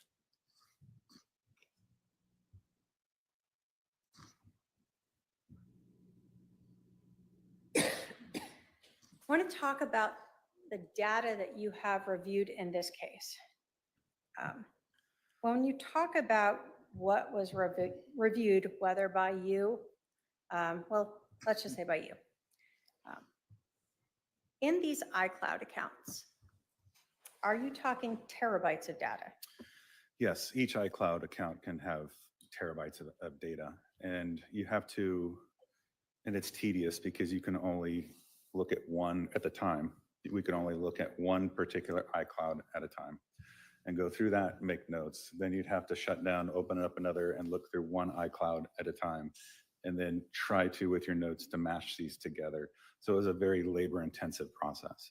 And as you're looking through this, are you then learning more things that then makes you have to go back to the other iCloud account to try to see what you could find in that? Absolutely. So when we come in here with just a few documents and a few things, would it be fair to say that's just a grain of what you've gone through? Absolutely.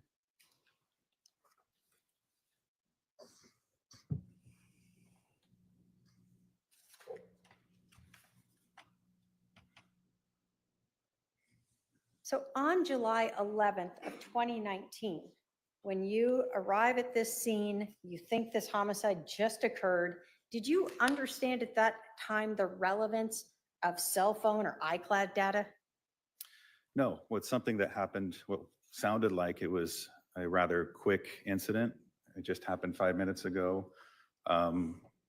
I wouldn't think of the necessity for cell phone data, like to show planning or anything like that, or show conversations over the weeks and months. Sometimes we get cases where, oh, this person's had beef with me forever. Obviously, I am going to want to take that phone and go look through that. But in this case, we just had something reported to us that happened just 5 minutes and very limited information, as it was almost an impromptu attack. We had no information at the time that this is something that had weeks, if not months, of planning.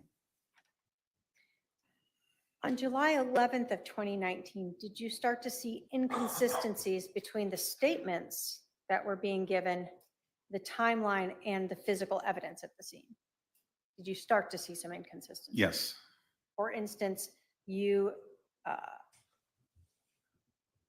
were provided with a self-defense theory. Did you see inconsistencies between that statement and what you're seeing at the scene? Yes. And that's where we're talking about the location of the bullet wounds to Charles, the bullet strike under his left shoulder, and the bullet being by his left shoulder for one of those shots. Correct. But again, you're still not aware of the background of these individuals. Correct. As you began learning more information about the interaction between Charles and Lori Vallow and learned about the individuals, were you then able to obtain information to allow you to write search warrants to even obtain phone records and iCloud accounts? Yes. So that's not just something you can be like, hey, I just want that, so I'm just going to ask iCloud for it and I'll just hand that right over? Correct. You have to have probable cause in order to get that.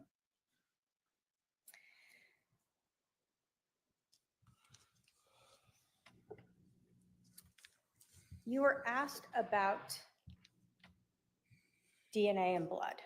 And I think you had said something about it. Is DNA only found in blood? No. So saliva can have it, Correct. sweat. Correct. So when you're asked about blood on the bat, that isn't the only form of DNA that would be left on there potentially. Correct. So if you had information that the bat belonged to Tylee, no matter what, you would expect to find her DNA on it. I would. Not, regardless of whether she ever bled on it, right? Correct. Was blood something different you were looking for, though? It was. And was that due to the fact that there's this allegation that Alex Cox was hit in the head with the bat? Yes. And so we have the bat here. You looked at it yourself, did Yep. not see visible blood, It did not. and we have someone else who processed it and didn't see visible blood on it. Correct. Even on the edge top of it, do you see any sort of damage to that plastic around the tip of it? I do not. If you had processed that bat for DNA and you found Tylee's DNA on that, would you have told you that she put it on there on July 11th? Did they ticky mark that for you? It would not. Just say it was on there, right? Correct. Are you able to time that in any way? No.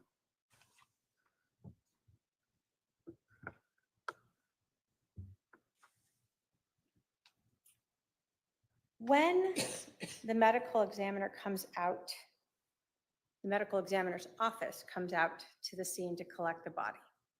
Body doesn't leave in an ambulance, right? No, it does not. They have a van. Yes. And does the doctor who's performing the autopsy come out there with you guys and No, check out the scene? he does not. So when a medical examiner testifies as to a wound being shored, but not knowing what it was against, he's not out at the scene looking at the body, right? Correct. He's not out at the scene looking at the projectile defect or on the ground underneath Charles's left shoulder. Correct. He's just saying that wound is shored. Whatever he was against is what it was. Correct. But you were at the scene I was. and you saw the shoulder in line with that defect on that ground or on that floor that you collected. Correct.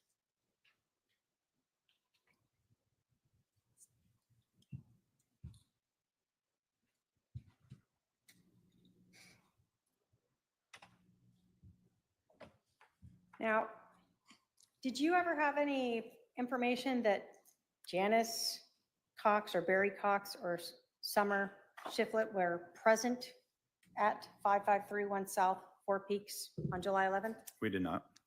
In fact, it appeared that Summer was actually going out of town, so she wasn't going to be around on the 11th. Correct. Now, you had mentioned that you were present when Summer and Janice were interviewed. Was that when the state interviewed them when they were listed as witnesses potentially for the defendant? That is correct. And in fact, did you recall Summer being asked about her offering her house to the defendant to stay at? I do. What we had seen in the text message. Correct. Was there anything about that statement that appeared to be untrue based upon your hearing or participating in that? There's nothing.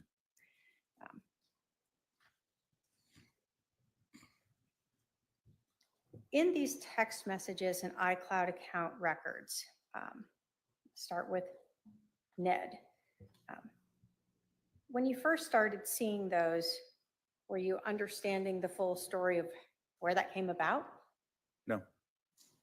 Did you then have to look to other people who, like Serena Sharp or Christina Atwood or others who were aware of who Ned was, Correct. what Ned was? Yes. In terms of Nephi,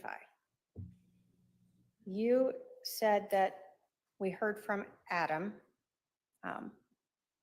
when he's asked about Nephi, what that meant to him. Correct. And he provided us with a story of Nephi and Laban, right? Correct. You said you Googled this like many of us do, right? Start out there. Right. And then you actually spoke to other members of the Church of Jesus Christ of Latter-day Saints. I did. Was that to make sure that you weren't missing something? It was to make sure that there wasn't another story that might be out there that he's known for. And so, like I said, I would just randomly ask people that. And every single time I would ask that, that was the story that was told to me. So others who were members of that church spoke the same way that Adam did. Yes.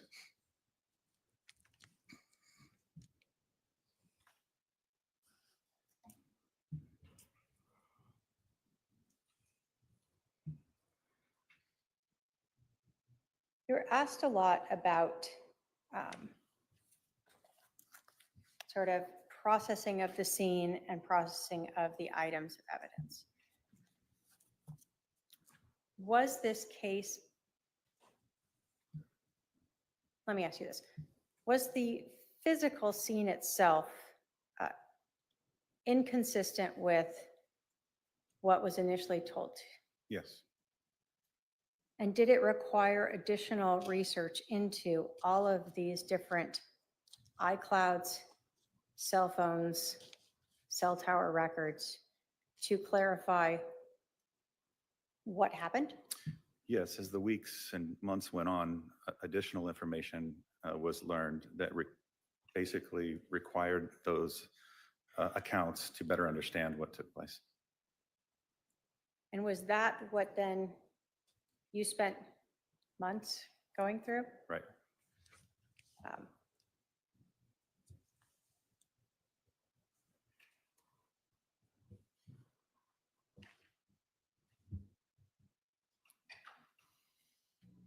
And ultimately, after all of that, is when you eventually presented that case or turned it in to be reviewed. Yes, I did. I have no other questions, Your Honor. All right, are there any questions for this witness from any member of the jury? I see at least one.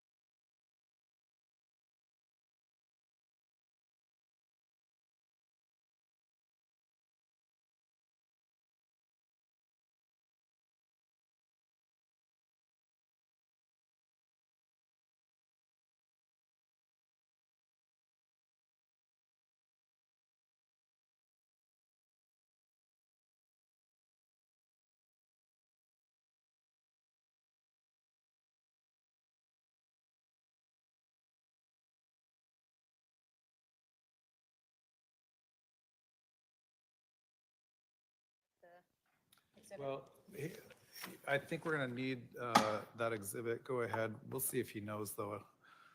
Regarding the pictures on Alex's phone sent to Lori, what was the time on the top left corner of the pictures? Do you recall? I don't know for certain. That was an afternoon. Would it refresh your memory to look at that Yes. photo? Yes. What exhibit number is that from? This is 222. All right, so that's been admitted into evidence. Time is 2:13. And the next question is the countertop in that picture, do you recognize that as whether or not that's the same countertop at the the Four Peaks address? That is not the same as the Four Peaks address, no. Okay. Before I go for follow-up to the parties, are there any other juror questions? I don't see any. Follow-up from the defense based on that juror question? No more questions, Your Honor. All right, from the state? Just that in that exhibit, the photo, of the phone, do we see both sort of Tuesday, 9:08, when these messages occurred,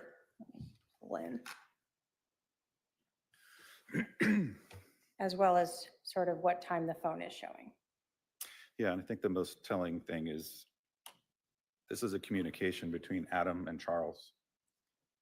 Clearly, the only phone that they had would have been Charles' phone, not Adam's. And this conversation matches what you saw extracted from Charles's phone later between he and Adam on the 9th of July. Correct. No other questions from me, Your Honor.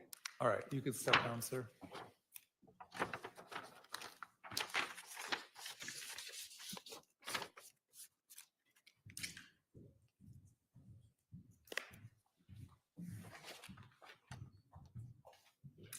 Your Honor, at this time, the state has no further witnesses. The state will rest. All right, the state has rested its case, which means the state's portion of the evidence is done.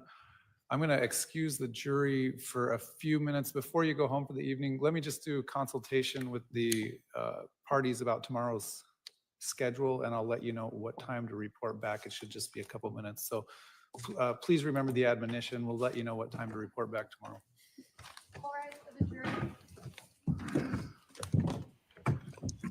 Okay, the state has rested, so no witnesses tomorrow. I've already been looking at X and see that Lori says she rests. However, she has until Monday to change her mind. She could still choose over the weekend to testify or not.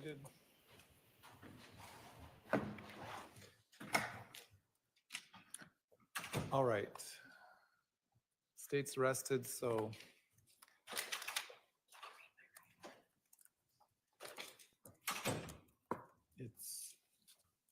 do you plan on presenting evidence? Can I confer with my Yeah, go team ahead. for a minute?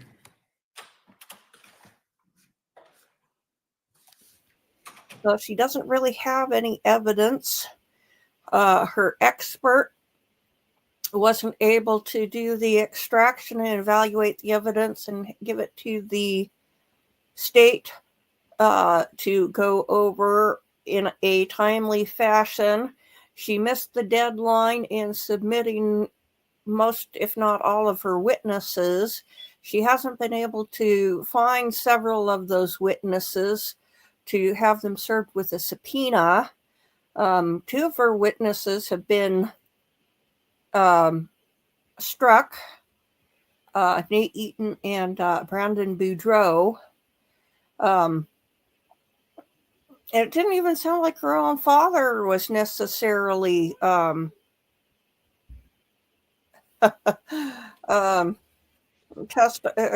to testify.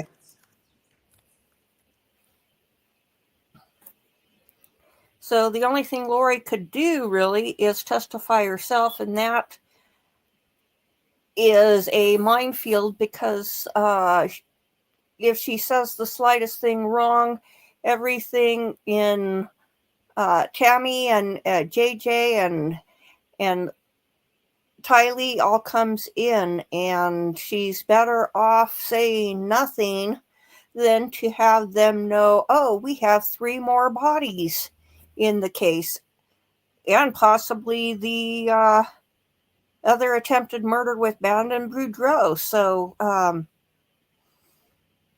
disappointed. I wanted to hear Lori testify, but her standby counsel had to have been telling her this is not a good idea.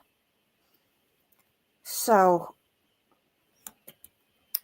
tomorrow we'll be going over jury questions. Let's see.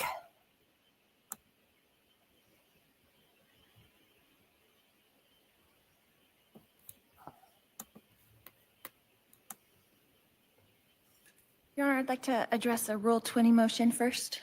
Go ahead. Okay. The state has failed to show substantial evidence for count 1, conspiracy to commit first-degree premeditated murder. The state has provided no evidence that I agreed with another person that any one of us would engage in certain conduct that I intended to promote or assist in this premeditated murder. Crime premeditated murder requires the state to establish a person caused the death of another with premeditation. The lack of evidence to show any evidence of a conspiracy to commit murder, there was no plan to murder Charles. No evidence has showed that, in fact, evidence suggested self-defense on the part of Alex. So I would like to put that on the record. All right. State want to put a response on the record? Yes, Your Honor. Looking at the evidence in the light most favorable to the state, there's sufficient evidence based upon everything from the iCloud messages from between Alex, the defendant, and others leading up to July 11th of 2019, that Alex Cox was invited over by this defendant, knowing that they were going to be having the intervention and knowing when Charles would be there and bringing a handgun over with him. The timelines on July 11th of the killing of Charles Vallow and the fact that the number of shots and the physical evidence at the scene, the statements by the defendant to Detective N. Clan that she took Charles Vallow's phone and would not give it back to him, the motive for money, and especially the defendant's motive for having an affair with Chad Daybell. All of those looking at together in the light most favorable to the state, the defendant or the jury could find the defendant guilty of conspiracy to commit first-degree murder. Last word. Do you want to add anything? No, Your Honor. All right, the standard is whether or not a reasonable juror could, whether or not there's substantial evidence for a reasonable juror to find the defendant guilty. The court does find that there is substantial evidence that a reasonable juror could find the defendant guilty. The court will further add that the jurors are the ones who judge the credibility of the witnesses. And it's ordered denying the Rule 20 motion. Are you going to present evidence tomorrow, either through witnesses or through your own testimony? No, Your Honor, the defense will rest. All right, if that's the case, I'm going to tell the jury. How long does the state anticipate its closing argument being? I would assume probably over an hour.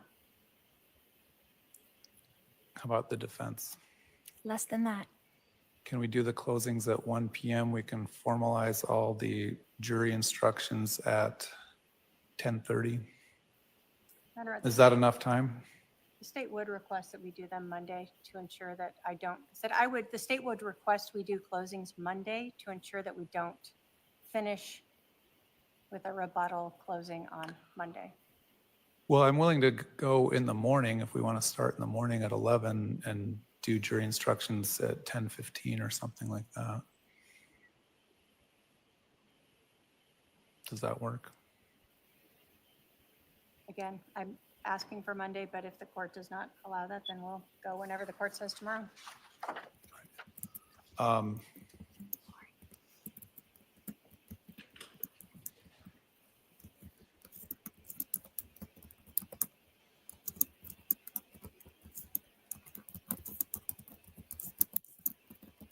You want to weigh in? Well, just that we haven't had time to go over the jury instructions. I don't get back to the jail until like 5:30 or 6 o'clock, so You agree then that Monday's better? I would agree. All right, we'll tell the jury to report at 10:30 a.m. on Monday. They don't have to come in tomorrow. Judge, could we have the defendant rest in front of the jury before they leave today? Are you prepared to rest today? If you rest, that means you can't change your mind about testifying. Can we do it on Monday? We can do that on Monday, but if you change your mind, I need to know in advance because it's going to change the jury instructions and it's going to change the schedule. Absolutely, I will let you know. All right. Tell the jury they don't need to report on tomorrow, that they need to report Monday at 10:30 a.m. Okay? So let's meet tomorrow, though, to finalize the jury instructions. Why don't we just do that at, what's tomorrow, Thursday? 10:30? We'll just do it at 10:30. That'll be enough time for you to read those tonight. Yeah, if I could have time to meet with my advisory council before that, that would be great. I can put If it I on the can be calendar. brought in. I can put it on the calendar for 10 and I think well, 11? I can put it on the calendar for 10 so you can meet with them back here and then we'll meet at about 10:45. We'll have come in the courtroom and finalize the jury instructions. All right? If I did give a copy to your advisory councils as well, or at least one copy there. So if the advisory councils and or the state review that tonight and see something additional or correction that needs to be made, go ahead and give me a heads up so I can be prepared to talk about it tomorrow as well. So, all right, we'll see everyone in court at 10:45, but we'll put it on the calendar for 10 a.m. so that the defendant can meet with her advisory councils at 10 a.m. All right, thank you.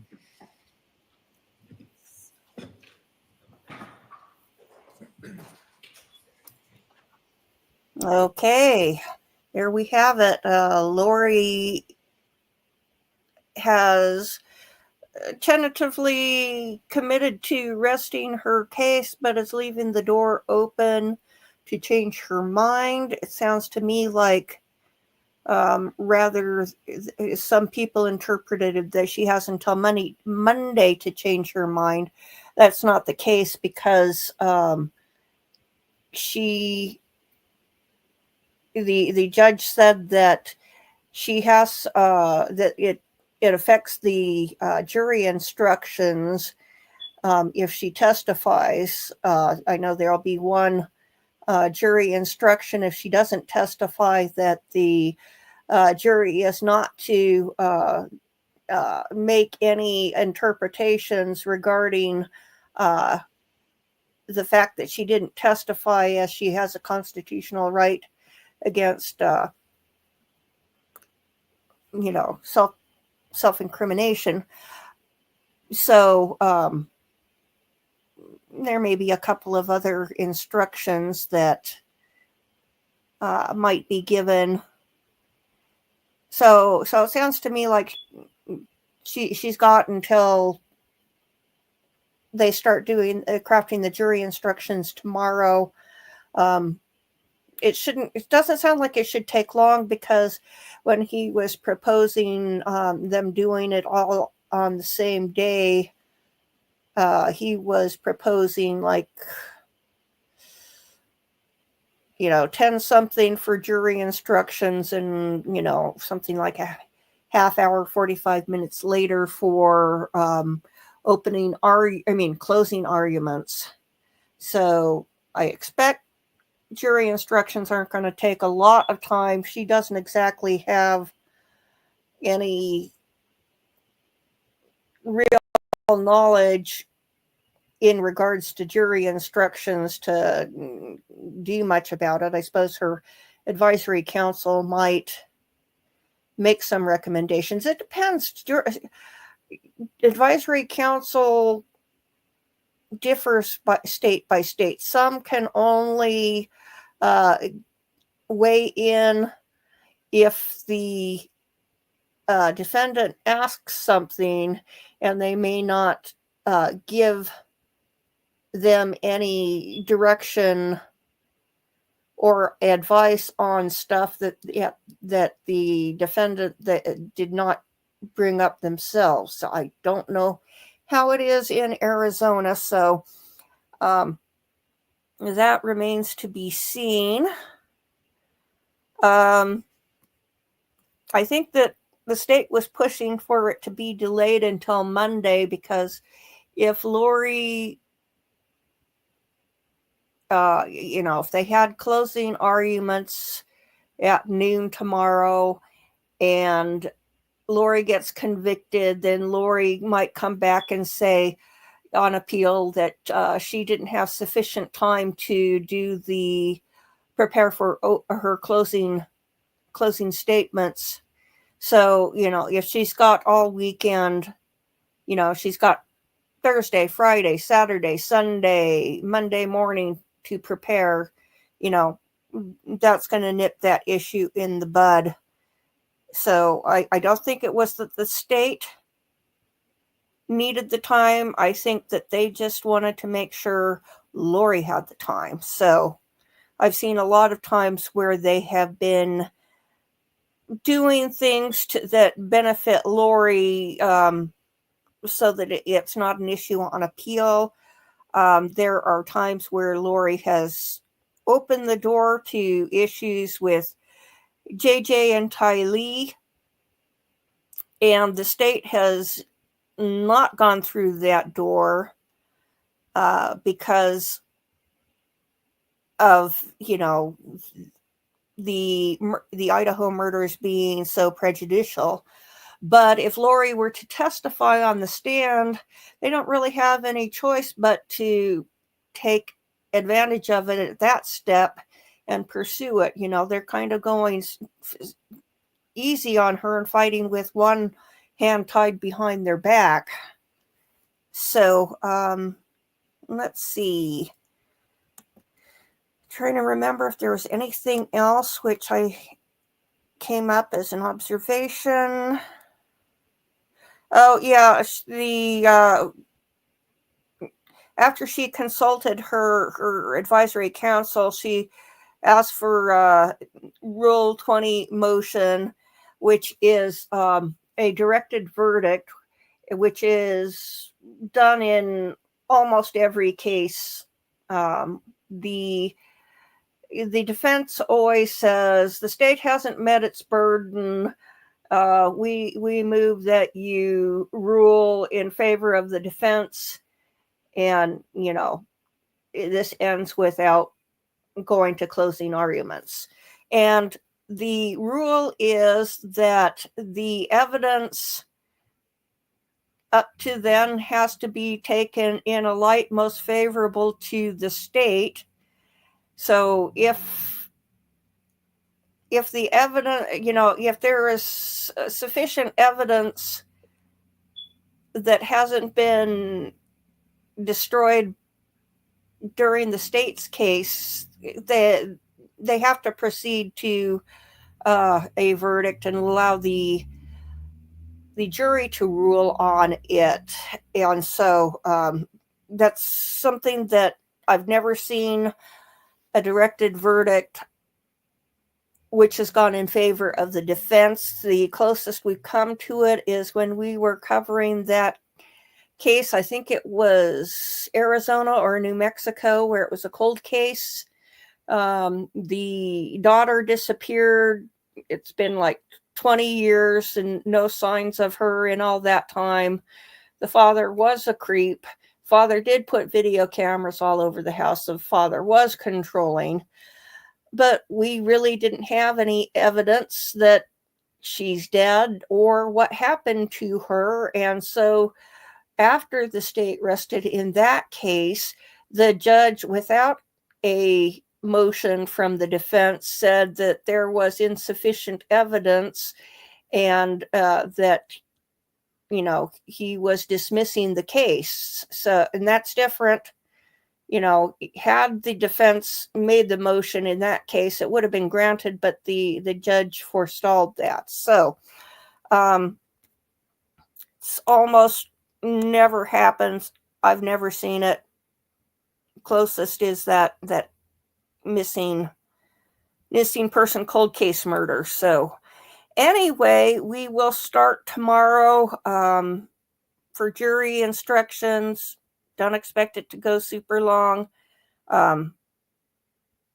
So see you tomorrow. If you decide to skip it, we'll see you on Monday. I may do a stream going over some of the more critical points of evidence if I can gather up things and some of the more memorable moments from the trial. So be on the lookout just in case. And we'll see you tomorrow or on Monday. Have a great evening. Bye-bye.